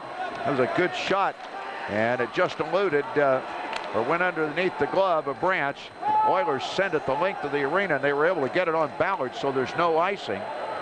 And it is approaching 9 minutes left in a game that is seesawed back and forth. And the Oilers, on a touch by Flodell, will get a draw at the opposite end in the Oklahoma City zone on an icing call. Yeah, the Blazers had some good opportunities there on the power play, but got a little bit sloppy, John, as you mentioned, and the Oilers had a couple of good chances. Hallett comes in, gets a good shot off, Ballard makes a save, and then fires it out to Anderson, who, I don't know if he just mistimed it or if the Blazer defender got back and kind of hooked him as he was about to shoot, but he didn't get much on the shot. So both teams had some good opportunities on that power play. Peter Arvanitis, who has absolutely dominated the face-off circle tonight against Clay's Cable, doesn't this time. And the Oilers get a draw to Mike Johnson, and his shot flutters wide of Ballard. And it is chipped out of the corner, back out into center ice. And then Johnson has to come back to play it over to Jordan Flodell. Flodell, good pass at center ice. And picking up is Johnston. Chris Johnston's shot bounce loose from Ballard. Rolls near side. It'll be sent on a soft pass that carries the length of the arena, but there's no icing on this pass up ice. The Oilers off the glass with a pass in by Aaron Miller, and they will complete a line change as Sauter takes it on the left side to Robertson. Robo sending it in, could not get it cross ice to the opposite wing. Comes back out into center, then shoveled back in. Toninato in a collision, or rather more in a collision. Slow to get back up for the Oilers, but up and all right. Standish coming into fortune against Rigstad. Could not steal it. Blazers have 3 back. And a carry through center ice. Cable flipping it down into the right wing corner. The puck battered around and then cycled back into that same corner. Sauter tried to jump in there. Manages to, as he takes a hard hit, knock down to kick the puck free. And this allows Robertson along the bench area to spin it in. And the Blazers behind the play will get a line change, although the puck stolen in behind the goal. An open corner, and unable to get it in was Dubois as he caught goaltender Rod Branch out, and Dubois is flubbed down in front of the Blazer goal. And miraculously, there's no call from Paul Mariconda, who has 16,873, thinking a little bit different. Yeah, Mariconda looked the other way that time as Mike Moore took the feed out from Dubois. I think a little retribution for that hit. Dubois put on Moore over on the boards here. I think Moore thought it was a little bit late. He had made the pass off, and I didn't quite see it. I just heard the bang after. I'm not sure if Dubois hit him late or not, but Moore was going after Dubois there, definitely trying to get a little retribution. 7:29, offensive zone draw. Borsheim shot wide of Branch. The Blazer tumbled into the crease. The play's coming back the other way, and Hallett's 60-footer directed in front. A shot, score by the Oilers, cutting to the net. A great pass out of the corner, and talk about opportunistic. Nobody's been more so than the Oilers tonight on a great pass by Hallett. And Derek Toninato has tied this game up with 7:14 to play, just when the Blazers look like at the other end they might get something. Yeah, Toninato does a great job, goes to the net. And we talked about Pat Hallett earlier tonight. He starts throwing the body around. He's much more effective out there, and he's done that tonight. He's had a couple big hits, finishing his checks, and he's had a great game thus far. Here he makes a great pass in front of the net to Toninato. And Borsheim looked like he had Toninato, but Toninato fought through it. Makes a nice deflection through the pads of Boyd Ballard, and the game is now tied up 4-4 with 7 minutes left. Well, just about everything you would have expected between two teams atop the Northwest Division, a point apart. And the puck is into the Tulsa end zone on the ensuing faceoff. Burton picking it up, coming around, backhander in front, tapped away on a stick save by Branch. 41-17 the shots, but the game is tied as Moore sends a shot in loose in front, and it's chipped away, and a penalty coming up, and this is going to be against the Blazers. Yeah, the Oilers got the shot in a net, and Lyle Steenbergen did a good job of beating Derek Stone into the net. Would have had the rebound, and Stone, I don't know if he's going to get a holding or a hooking penalty, but definitely would have had the rebound and an extra shot on Ballard, and Stone's going to be off for 2 minutes. Is this a roller coaster? Teeter-totter, what do you want to call it? Yeah, it definitely has been. There's been a lot of momentum swings in this game, and it's been goals where by both teams, whether they were quick right after the other team had scored or not, seem to have given one team the momentum when they've scored. And again, the Blazers look like they had the play over the Oilers, and the Oilers get that fourth goal, and now it looks like they're taking the play a little bit to the Blazers, and as a result, Lyle Steenbergen draws a penalty, and they're going to get a power play here. Actually, it's going to be for 4 minutes. He got the original hook, and then he got 2 minutes for roughing as well. Oh my goodness. Well, you can bet Doug Sauter is an unhappy man on that Blazer bench, and the Oilers, who were looking at a division lead slipping from their grasp, suddenly in a weird change of events, not only tie the game, but now have a chance to win it with a 4-minute power play. Campbell replacing Arvanitis, a shot in front, it's loose, and Ballard couldn't find it. He finally had it underneath his right pad, and Ballard thought for a moment that one had gotten through. Now that play resembled 2 or 3 of the Oilers' goals tonight, where an Oiler player's made a quick pass right through the crease, and there's been another Oiler player on the end of that pass able to deflect the puck through Ballard's pads. And that time, Ballard got his legs closed quick enough, and Anderson, who was looking for his hat trick on a nice pass from Osachuk, was denied. To the right of goaltender Boyd Ballard, the puck will trickle up near the blue line. Sent back. There are the shots, 41-19, and up in the corner of your screen in the Oklahoma Ford Turnpike Series is, if you see the shots, you're surprised when you see the score. Tied at 4. Long shot into the Blazers zone for the Oilers to set up the power play, but it rolls back in the corner. Tyler Fleck trying to reach it. Sauter in there. Fleck flinging one of the Oilers down on the ice. Cable and a scrum in the corner, and the puck still within the vision of referee Paul Mariconda, so there's no whistle He's right in there close. He can still see the puck as long as it's there. He's not going to blow the whistle. Cable kicked it loose, finally to Anderson. Anderson up to the blue line. Pass back to Anderson for more. He hustles it near side, and a penalty coming up from Mariconda, and this is going to be a penalty against the Oilers that negates this power play for the next 2 minutes. Well, Clage Cable is battling down there, and I think when Tyler Fleck threw him down to the ice, if the Blazers were not already short for 4 minutes, I think it might have been a penalty because he did not have the puck at the time, although everybody was battling in there. And I think Clage maybe got a little bit frustrated because of that, and he came back out in front, cross-checked Fleck out in front, and as a result, he's going to get a 2-minute minor penalty, and it's going to be 4-on-4 here for 2 minutes, and then the Oilers will be on the power play for a minute. Cross-checking is the call. So each team is a skater shy. The Oilers hustle it in to the offensive zone. Standish back in the corner to the left of Ballard, looking for an avenue along the boards to get it out. Had it knocked back in. Robertson just able to roll it out into center.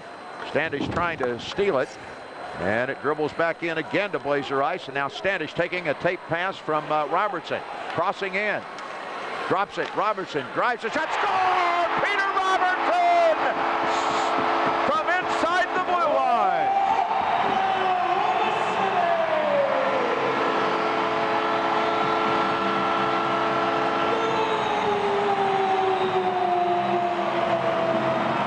Robertson's 6th goal of the season. I think we're going to get a look at it here. Standish drops the puck. Mike Johnson does a good job coming across to Standish.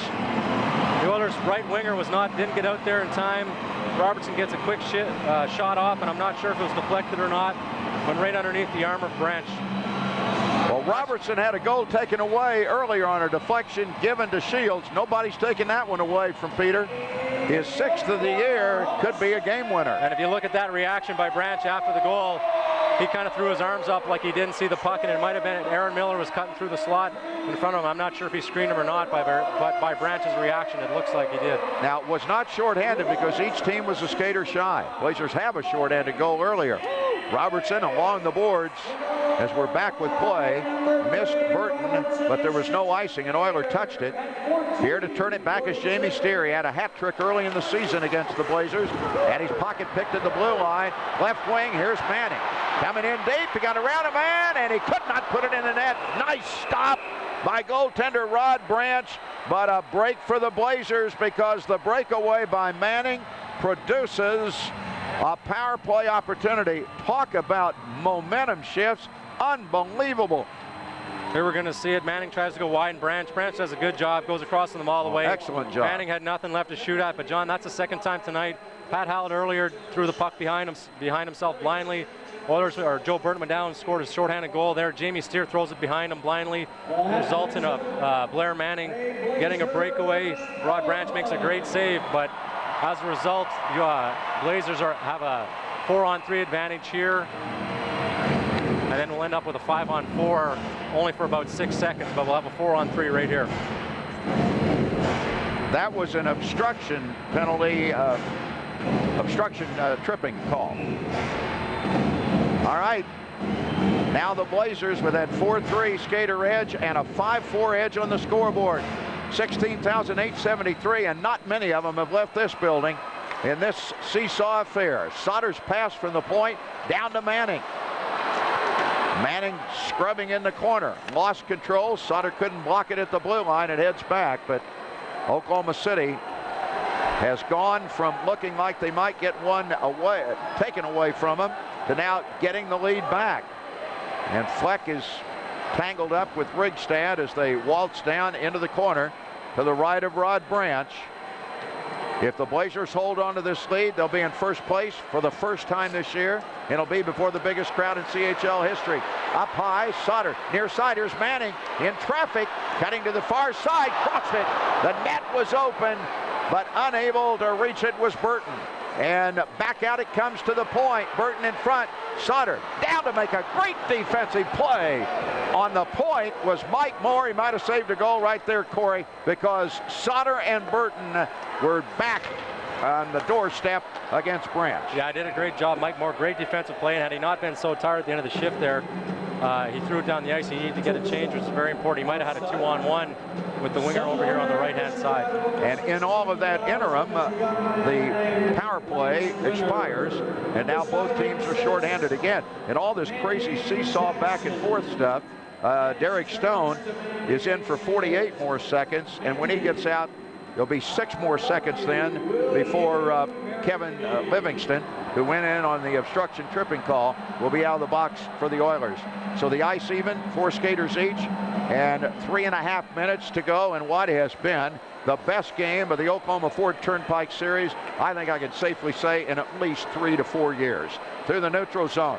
Down deep comes Cable, driven into the boards on a check by Robertson, who has the game winner if Tulsa doesn't score again. Back up ice, chasing Arvanitis, gets to the goal line, shot it off of the pad of Branch. Branch did a good job to hug the post that time and direct that one back out into center ice. And the Blazers, on that dump-in pass by Robertson behind the play, have made a line change as the puck brought to center, and a good rack on Hallett that time on a check in the neutral zone by Tyler Fleck. I'll tell you what's impressive is hardly anybody's gotten out of their seats to leave here. Here's a deflected shot in from the blue line by Mike Livingston, or excuse me, by Mike Johnson. It was knocked away up by Standish. Both teams now are back at full strength after that 6-second disparity on the ice, and down to 2.5 minutes in this one, approaching a possible goaltender pull for the Oilers in about 90 seconds if nothing else happens. Coming in, Aaron Miller shot it high and wide over Ballard. Batted back to the far side. Miller's got a man in front. Here's Hallett, and his shot stopped. Sauter shot at the corner. Why did it stop? Tyler Fleck made a nice play in front. And boy, if he doesn't, Hallett was going to have a one-on-one read. Yeah, Hallett, great pass by Aaron Miller. Found Hallett out in the slot, and Hallett had lots of time to wind up. Was really leaning into that shot. And Tyler Fleck made a great defensive play, John, as you mentioned, slid across and partially blocked the shot. Standish hit the post, rebound, score! Jasmine Waugh just put in the insurance goal with 1:54 to play when the shot rung off the post from Marty Standish, and the young rookie had a lot of chances tonight. And when the biggest one came from the Blazers standpoint, he got it by Rod Branch, who might have deserved a better fate. So here we're going to see Waugh comes into the picture here late. And we're going to see Kevin Livingston, who has Waugh the whole way until he gets to the net, just lets him go, and you can't do that. You got to take your guy all the way back. He stops about 5 feet in front of the net, lets his man go, and as a result, Waugh sneaks in here, gets a rebound, and scores. Well, we're going to have a tough time on the player of the game pick tonight. There are a lot of people on that board that could have been chosen from either team. Dallas Anderson certainly was a contender with 2 goals for the Oilers. But the Blazers on a comeback here with a 6-4 lead and 90 seconds to play. And they're that close to taking over the division lead for the first time this year. And Blazers would go 9-2-1 over a last dozen games as they have chipped the puck in from center, and the Oilers' misery since the 21st of December will drop to 1-7-2. Dallas Anderson has fired the puck in behind the Blazer goal. Sauter back to get it. Well, what a change of events from the double minor against Stone when the Oilers looked like, Corey, they had control of the game. Yeah, and as I mentioned, Johnny, I can't fault Americana, but again, I think he was called not necessarily the score, but the penalties. I think there should have been a penalty on Tyler Fleck in the corner where he knocked Cable down. Cable didn't have the puck. Cable comes out, kind of retaliates, and that was kind of the turn of events right there. And 2 quick goals by the Blazers and 40 seconds to go in the game. And no goaltending pull for the Oilers now after that insurance goal from Waugh. The pass sent into the neutral zone. Burton had it flicked off of his stick. A half a minute left. As Hallett brings it in, loses control. Burton along the near side. And the puck is tied up. Well, you look at the scoring column, and for the Blazers, you see Manning, you see Standish, you see Shields, you see Joe Burton, you see Robertson, and you see Waugh. 6 different goal scorers tonight. And I don't know, it's going to be tough to... Game winner was Robertson, and he had the shot on Shields. Robertson wouldn't be a bad pick, would he? No, he'd be a good pick. John, I thought he played well too. If I had to pick somebody tonight, I'd have to say Blair Manning. Would you? Okay. I thought he was all over the ice tonight.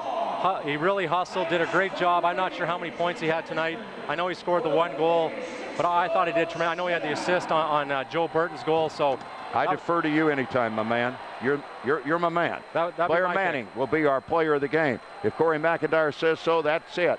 12 seconds to go. Manning will be the player of the game. The fans here, 16,873, treated to a Wendy's hamburger free. What a night for the Blazers to get 6 goals, and Dallas Anderson has caused a fight in the waning moments and frustration.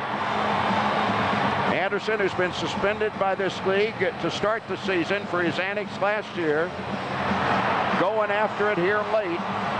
And an Oiler team, Corey, that you're the general manager of, that is going to have to find an avenue to come out of an absolutely terrible slump. Well, this is going to be 7 in a row for the Oilers, and Anderson's just showing some frustration there. I mean, he's only human. That's going to happen, but definitely something's going to have to be done here to get out of this.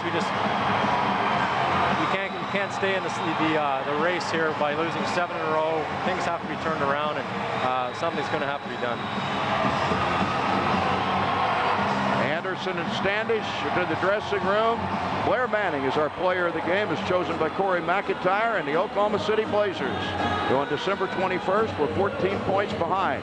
The Tulsa Oilers have used the Christmas season and early 2003 to storm to the Northwest Division lead. But I got a big-time feeling that Tulsa will get right back into the race before it's all over. Well, we hope so. And talking about the stars of the game, even though he let in 6 goals, Rod Branch, maybe 3rd star of the game if you're picking 3 stars, stood on his head tonight. Several of the goals, not his fault, making the first save. Blazers getting the rebounds, putting the goals in. I thought Branch had another good game tonight, even though he let in 6. 42 shots for Oklahoma City, 19 for the Oilers, and they had 10 of those in this 3rd period. I'm just, quite frankly, stunned at how the game turned in the final minutes after the Derek Stone penalty, though, because when Stone went in at 13-14 with 6:47 to go on a double minor for hooking and roughing in a game that was tied at 4, it looked like that it was quite frankly, I thought the Oilers would either win the game or would get the game to overtime, and even if they lost, would be tied for the lead. Well, yeah, you would think so. Tied 4-4 in a power play for 4 minutes. If you were a betting man, you would definitely think that the Oilers had the best chance of winning the game, and that's the way hockey is. You never know what's going to happen out here, and the tide ended up turning with another penalty called, and the Blazers are going to end up winning the game tonight 6-4. That's it, 16,873, the biggest crowd ever to see a Central Hockey League game. Tonight at the Ford Center saw a dandy and a late 2-goal flurry by the Blazers. The game winner to Robertson, the insurance goal to Jasmine Waugh. 6-4 is the final. We'll have a quick recap of tonight's game and the player of the game and a couple of other notes when we return. Nothing better than an Oklahoma Ford Turnpike Series battle, and maybe one never better than this one tonight. Back in a moment.